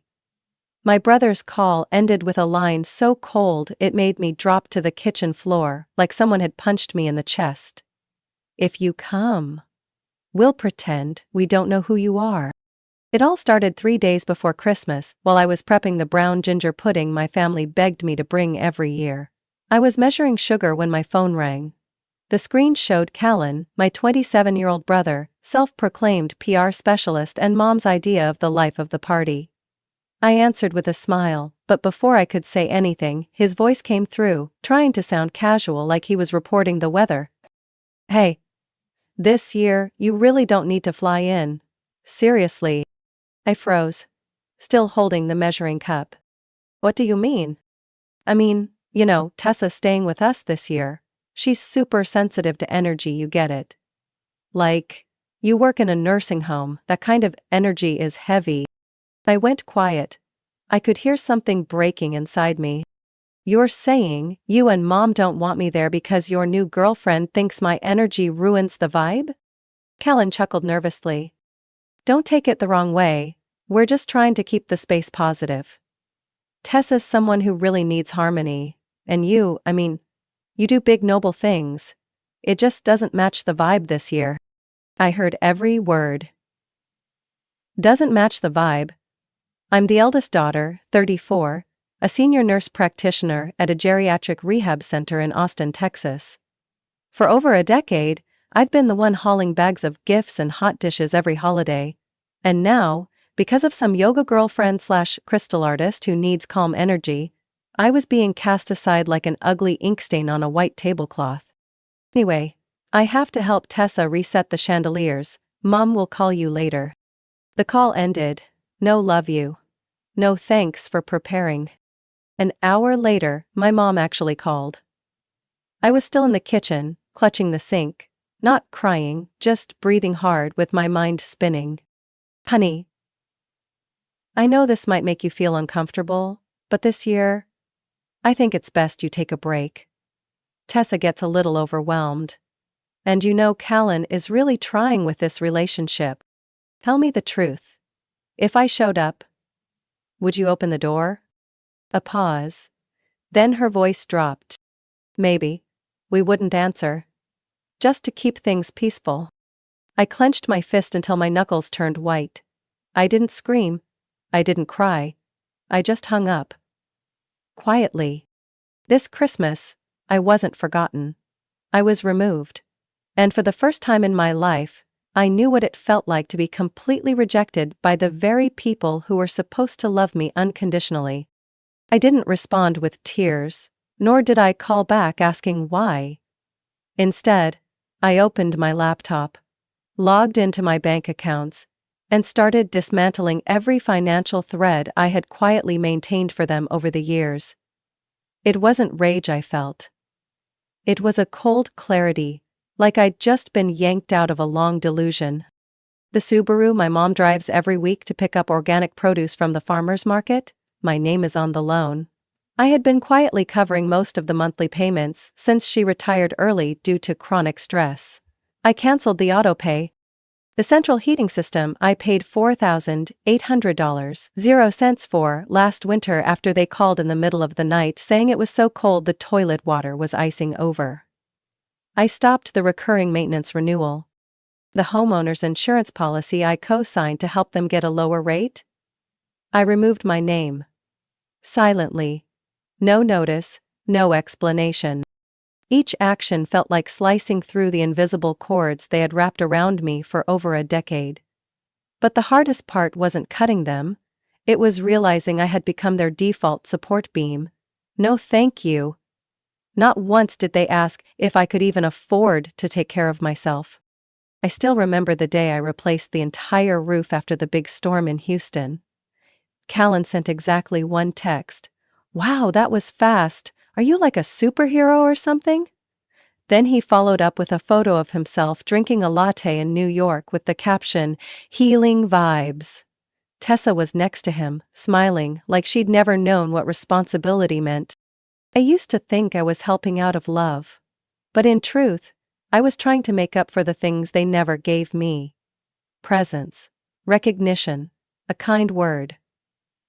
And when I realized that, I sat still for almost an hour, just listening to the hum of the air conditioner in my small apartment. A place no one ever visits. The next day, I froze the secondary account my mom used to shop, with the card I provided. When I set up that account, she called me a blessing. Then, a year later, scolded me for being too busy to understand what it means to love your family. I also canceled the monthly automatic transfer I'd been sending to cover Kalan's son's tuition, which according to my mom, was a compassionate gesture, since Tessa was struggling. Struggling how, exactly, when the two of them still took 3 vacations a year? One to the Bahamas, one to Sedona, and most recently Iceland. Just to photograph the northern lights. I didn't tell anyone, I didn't post on social media, I didn't cry to my friends. I just turned off the Christmas lights, packed away the wrapped gifts and folded the cloth napkin I'd used to wipe my mouth after last year's solo dinner. When the lights went out, the apartment sank into quiet darkness. A kind of quiet I once feared now became the only thing that made me feel safe. 3 days passed. No one called. No one asked if I was okay. That only confirmed one thing. I was just a coat rack in that house. Useful when needed, but no one cares when it's gone. On Friday, I got an email from the bank saying someone had tried to access the locked secondary account. Then came a text from my mom. "Honey, is my card broken? I need to buy things for the Sunday church lunch." I didn't reply. An hour later, Callan called. I declined the call. A message popped up right after. "I thought you were generous. Didn't expect you to act so childish." I laughed. Not because it was funny, but because it was laughable. In their minds, my support was a given. Like running water. Like air. I leaned back in my chair, looked at the ceiling, then closed my eyes. I no longer wanted to save them from their own consequences, and I didn't need to shout for anyone to know I had stopped. At some point, silence has its own power. And I was just getting started. I was sitting on my living room floor, holding an old ceramic mug that read, "Nurse life equals real life, a gift from a former patient," when a message from Aunt Sarah popped up. "Riley, can you call me? Your mom is panicking. Something big happened yesterday." I didn't respond right away. It felt like a cold wind had just slipped through the doorframe. I opened my phone and went to Facebook. Unread messages, 3 missed calls, 1 post going viral in the art and mental wellness community. The first photo was a blurry portrait, showing the Christmas party at my mom's house. Warm yellow lights, scented candles, smiling faces raising their glasses. But what froze me was the caption below, posted by Tessa, Callan's girlfriend. I thought I was entering a family full of love, but then I learned the truth. The post had nearly 800 shares and hundreds of comments. Tessa said she had heard of me, not from Callan or my mom, but from her own grandmother, Marjorie, whom I had cared for during the last 6 months of her life. She said her grandmother once told her about a nurse named Riley, who helped her find life again when no one believed she'd walk. Riley didn't just heal the body, she restored faith. That's what Tessa wrote, alongside a photo of me sitting by Marjorie's bedside, holding her hand. My gaze gentle. The setting, unmistakably, the recovery ward at Del Mar Senior Center, in Texas. Then came the part that made my blood stop cold. When I realized the person they mocked was the one who saved the woman I loved most, I had to leave that house. I couldn't sit at a table with people who treat kindness like a disease. I stayed silent. A faint smile formed on my lips. Not joy. Relief. Finally, someone said it. 3 hours later, my mom called. I didn't answer. The message came right after. "You've done enough. Callan is falling apart. Tessa left him. And now everyone's blaming our family. They think we're monsters. You need to take that post down, now." I didn't respond. Because I knew this wasn't over. That afternoon, Callan called. His voice was hoarse. "What did you say to her? Why are you trying to ruin everything for me?" I put him on speaker and poured a glass of water. "You've got it wrong. You ruined it yourself. I wasn't even there. She said you're the one who saved her grandmother. She called me a hypocrite. I didn't even know. Because you never asked." Silence. Then Callan laughed. The kind of laugh someone makes right before they snap. Your whole life you've loved playing the victim, and now look at you, social media hero. Everyone's sharing that post like you're some damn savior. Took a deep breath, trying to keep my voice steady. I don't need praise, I just stopped being silent. You and Mom can keep telling your story, but this time, someone else is telling it too. So you're not going to do anything? Not going to defend your own family? What family? He hung up. I sat there, alone. But in that silence, I didn't feel empty, I felt right. I was right not to go. I was right to stop paying for ungratefulness. And I'm not the one who needs to explain or apologize. I scrolled through the post again. A comment, pinned to the top, read, "The world needs more people like her, and fewer who sugarcoat toxicity as family." I took a screenshot, saved it, to show off. To remind myself, the truth has a voice, and this time, it didn't need me to scream. I used to try to forget what it felt like to stand on the sidelines of my own family, the one place where I was supposed to feel safest. But the older I got and the more I achieved, the more I realized. Some scars don't live on your skin. They live in your memory. And memories don't come with anesthesia. I still clearly remember the day I got a perfect score on my 8th grade science exam. I handed the paper to my mom with hope in my eyes. She glanced at it, nodded, then asked if I had done the dishes yet. That same day, Colin, only 6 years old at the time, drew a rabbit with crayons that looked like a smudge of ink. That drawing was placed right in the center of the refrigerator door. My mom called it a strong creative instinct. The year I was accepted into the University of Texas medical program on a full scholarship, I excitedly brought home the acceptance letter, thinking that this time they would at least be proud. My mom looked at it and said, "That's fine, as long as you take care of your health. Don't study yourself sick."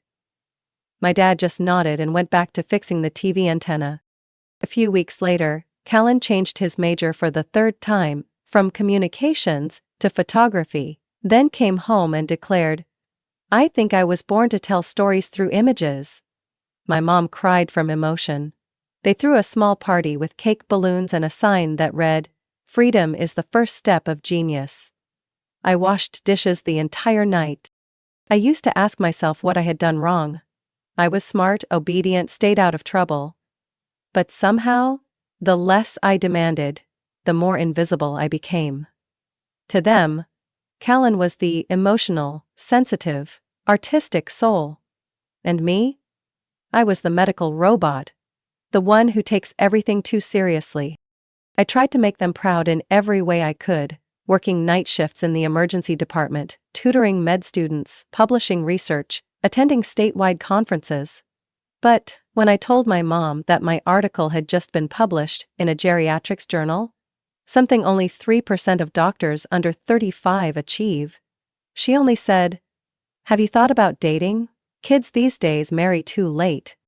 They always said I was cold, that I lived at the hospital more than at home, that I didn't know how to smile at the right time. But not once did they ask if I was okay. No one in the family had ever stepped into the rehab center where I worked to see how I cared for patients. All they knew was that I worked with dying people, and they whispered that it made me morbid. Once, I overheard my mom on the phone with her friend. "Yeah, my oldest daughter's smart, but hard to get close to. She always talks like she's reading a medical newsletter. Honestly, living like her must be so sad." Sad? Yes. Sad that, even when I succeeded, I was still their silent disappointment. A presence no one knew how to love. A daughter who was always right, but never enough. Callan? He was called the bringer of light. When he broke the only crystal lamp our grandma left behind, my mom just sighed. "It's okay, sweetie, you're just too passionate." Meanwhile, when I was once late for a holiday dinner because I was covering a shift in the ER, I got a knife-sharp remark. Do you ever prioritize your family? I used to believe that time would heal. That if I just kept trying, things would change. But the truth is, some people will never see you if they've gotten used to turning away. I'm not someone who demands affection. I don't need them to praise me every time I save someone's life. I just once wished, just once, they would look at me the way they looked at Callan. With pride. Without hesitation. Without conditions. But now I don't need that anymore. Because I've stopped hoping. And maybe that's the first step toward real freedom.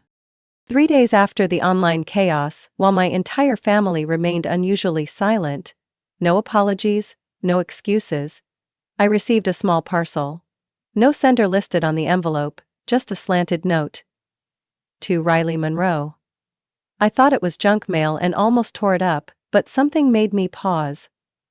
A familiar intuition, the kind I learned while working at the edge of life and death, whispered, "Open it."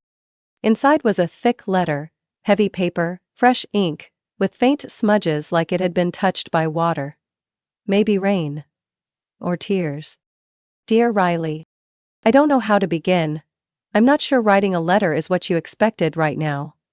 But I need to say this, and I want to say it slowly. Truly. Not through texts. Not online. I'm sorry if this bothers you. Last week, I finally learned who you are. Not from Callan. Not from his family. But from my grandmother. Marjorie.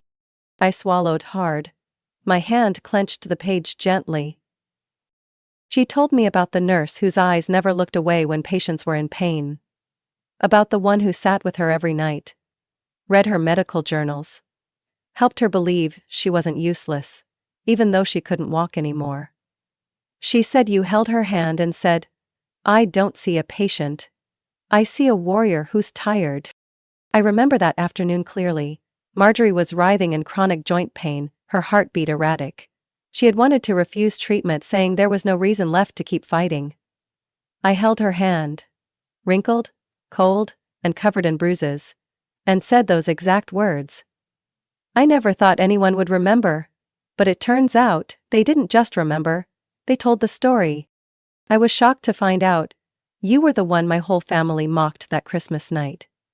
They never said your name, but I knew. It was the way they talked about doctors, nurses, hospitals, like those were grim places for the weak. The way they smirked when they mentioned the one who always talks about death, as if saving lives was something disgusting.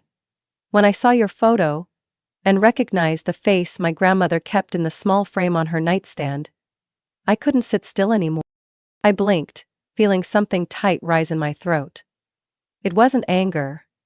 It was relief. The kind of feeling you get after a lifetime of being misunderstood, when finally, someone doesn't need you to explain and still understands. I left the party. I couldn't sit next to people who laugh at kindness. I broke up with Callan too, not out of anger, but because I can't love someone who doesn't appreciate the woman who gave my grandmother 2 more meaningful years. I don't know if you needed to hear this, but thank you. Truly, you changed one life, and now you're changing another. Mine. At the end of the letter was a final line, written carefully in blue ink. I don't need anything from you. I just want you to know. I see you. And I believe that this time, no one can erase that truth from my eyes.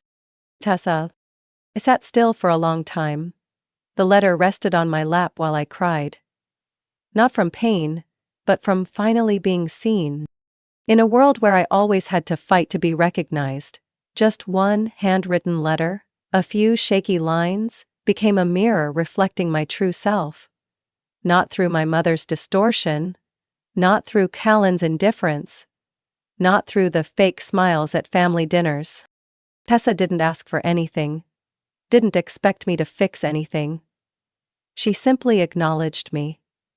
And that, to me, was worth more than all the overdue apologies my family had owed me for years. I stood up, took an empty wooden frame I had stored in the cabinet. I placed the letter inside. Hung it beside my desk, where every day I write patient notes for those hovering at the thin line between right and wrong, between seen and unseen. For the first time I knew I had been seen. And this time, I was no longer invisible. I had just finished my late shift, still smelling faintly of disinfectant, the sound of monitors echoing in my head, when the phone rang. Mom? At first, I was going to let it go to voicemail, but something told me this wasn't just a regular call. I picked up. No greeting, no how are you. She went straight in, her voice a mix of anger and panic. Riley, what did you say to Tessa? I closed my eyes for a moment. That question perfectly summarized how my family's mind worked. If something went wrong, it had to be my fault. I didn't say anything, Mom. I got a letter. From her. Then why did she post it online like that? Can't you call her, tell her you didn't mean to hurt anyone? Dorian is nearly losing it. His gallery contract got cancelled. They said his name is no longer visually safe. Do you understand? I sat down, my nursing shoes still dusty from the hallway. My heart didn't race, but I felt heavy. Not from guilt. From audacity. Mom. The post didn't say anything false. You and Callan mocked my job, who I am, right in front of someone who had seen me save her grandmother. And now you want me to do what? Apologize for not showing up so you could keep pretending? She cut me off, voice rising. Don't take that tone with me, I'm just trying to save this family. Reputation isn't easy to build. Dorian has worked for years to be someone in the creative world. And now you've ruined it in one holiday season. No, Mom, he ruined it himself, I just stopped cleaning up after him. I heard a glass hit the table, then my dad's voice came in from behind, low and dry, the way he sounded whenever he tried to be serious. You know Dorian can be impulsive, but he has a good heart. He doesn't deserve this. You should call Tessa, clear it up. At least get her to take that post down, what she said. It's affecting all of us. No one wants to invite us to art events anymore. I laughed. Not with joy, but a sharp, cold laugh. So, I get called dark, grim like some graveyard gatekeeper. And that's fine. But when the truth comes out and your image takes a hit, now I'm the one who has to fix it? Silence. I thought the call would end there, but then Dorian spoke. His voice was tired, sliding between anger and desperation. Can you say something to help me? Tessa's not replying, she blocked me everywhere, you know how sensitive she is. If you could just say that you don't hate me, that you meant no harm, she'd believe it. I stayed silent, not because I didn't know what to say, but because there was too much, and none of it would reach them. You don't need to speak for me anymore, she knows the truth now, and I'm tired of being your shield for the past 30 years. You were taught that you're always right. I was taught to never upset anyone, even if they walk all over me. Dorian exhaled hard through the phone. He wanted to respond. I heard his breath catch. But he didn't say a word. He couldn't.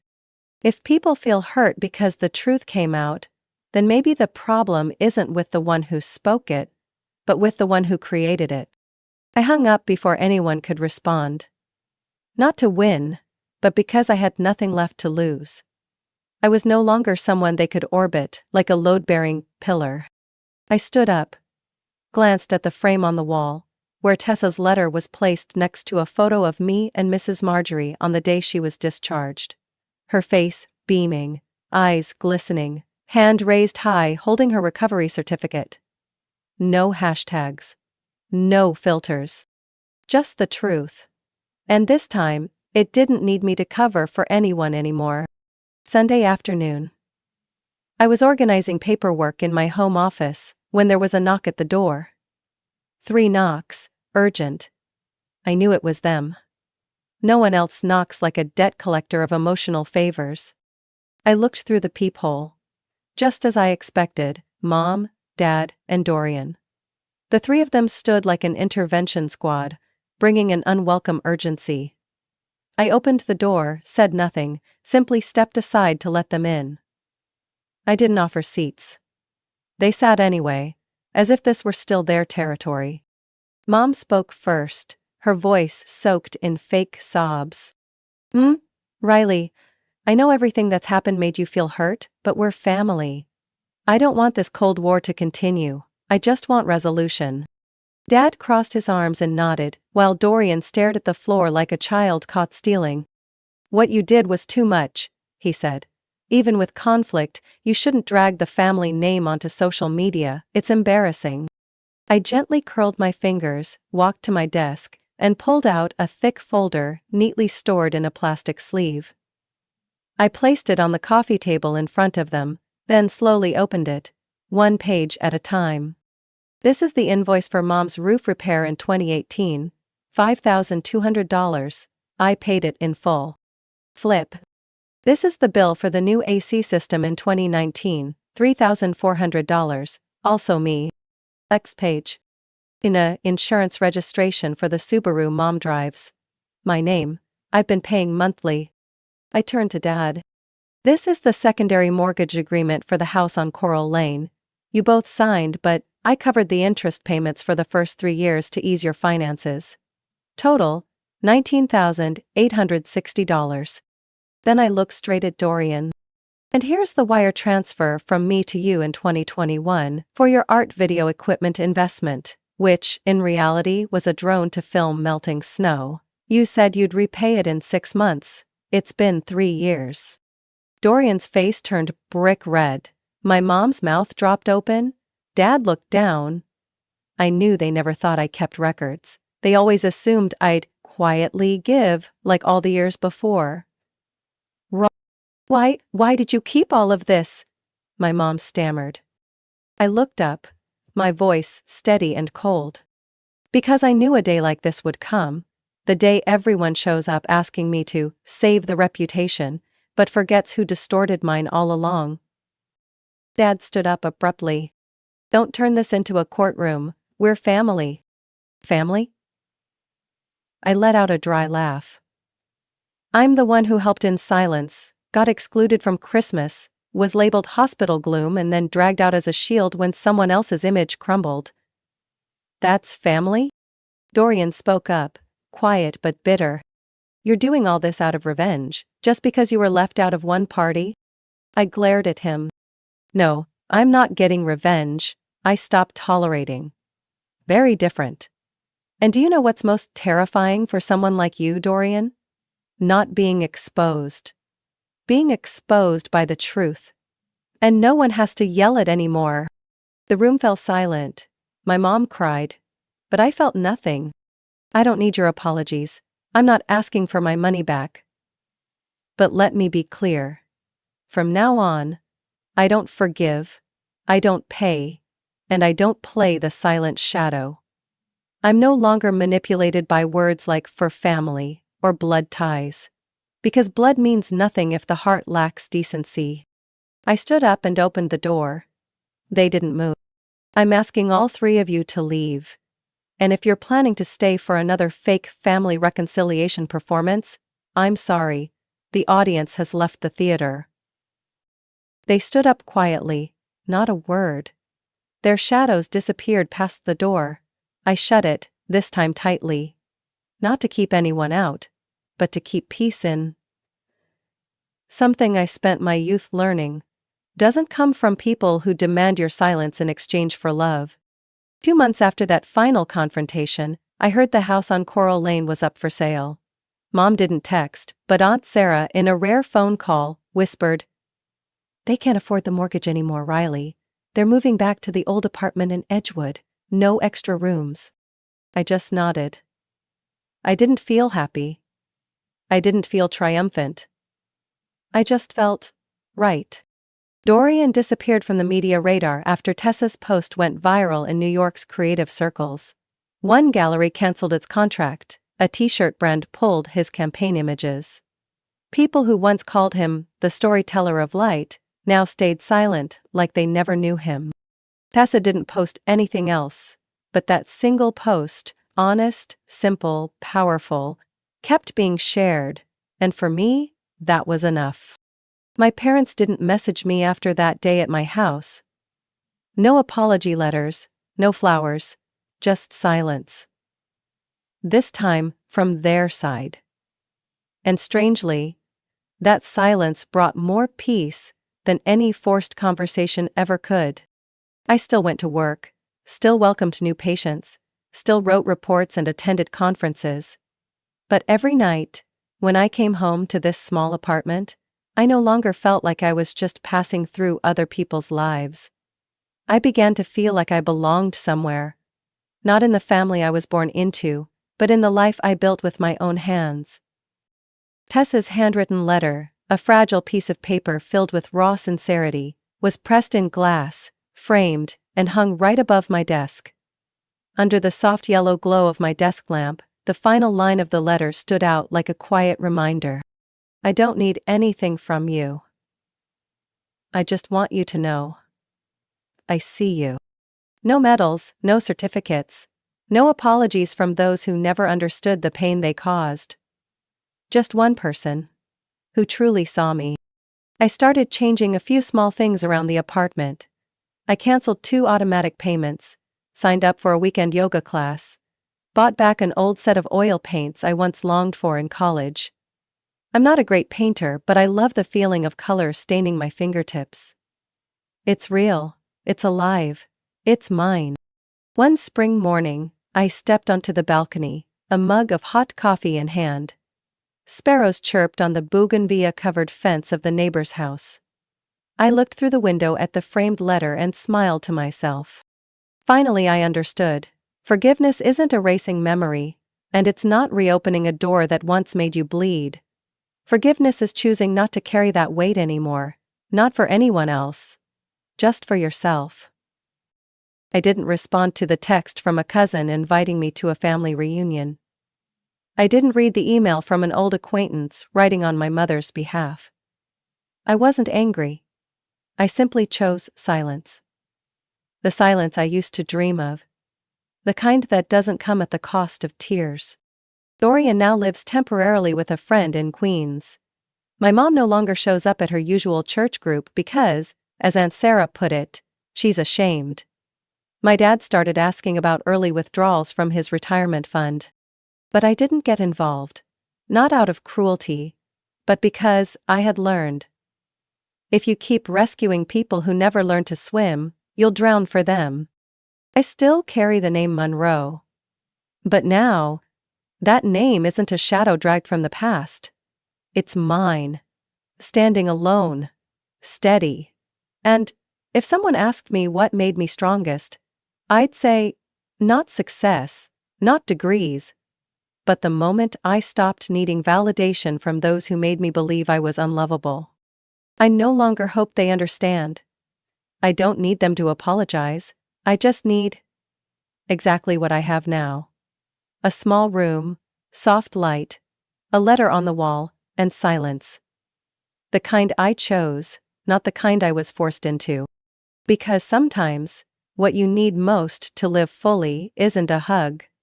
It's a door closing, firmly, peacefully, and the sound of your own footsteps walking away. Riley's story is proof that sometimes the deepest pain doesn't come from strangers, but from the people we love most. Yet from that pain she realized. Self-worth isn't measured by family approval, but by self-respect and kindness that needs no audience. When Riley chose to sever toxic ties, she didn't just find peace, she found herself again, whole, strong, and no longer asking permission to live in her truth. What do you think about Riley's choice? Was she right to walk away in search of peace? Share your thoughts below, and don't forget to follow the channel for more powerful stories about family and life.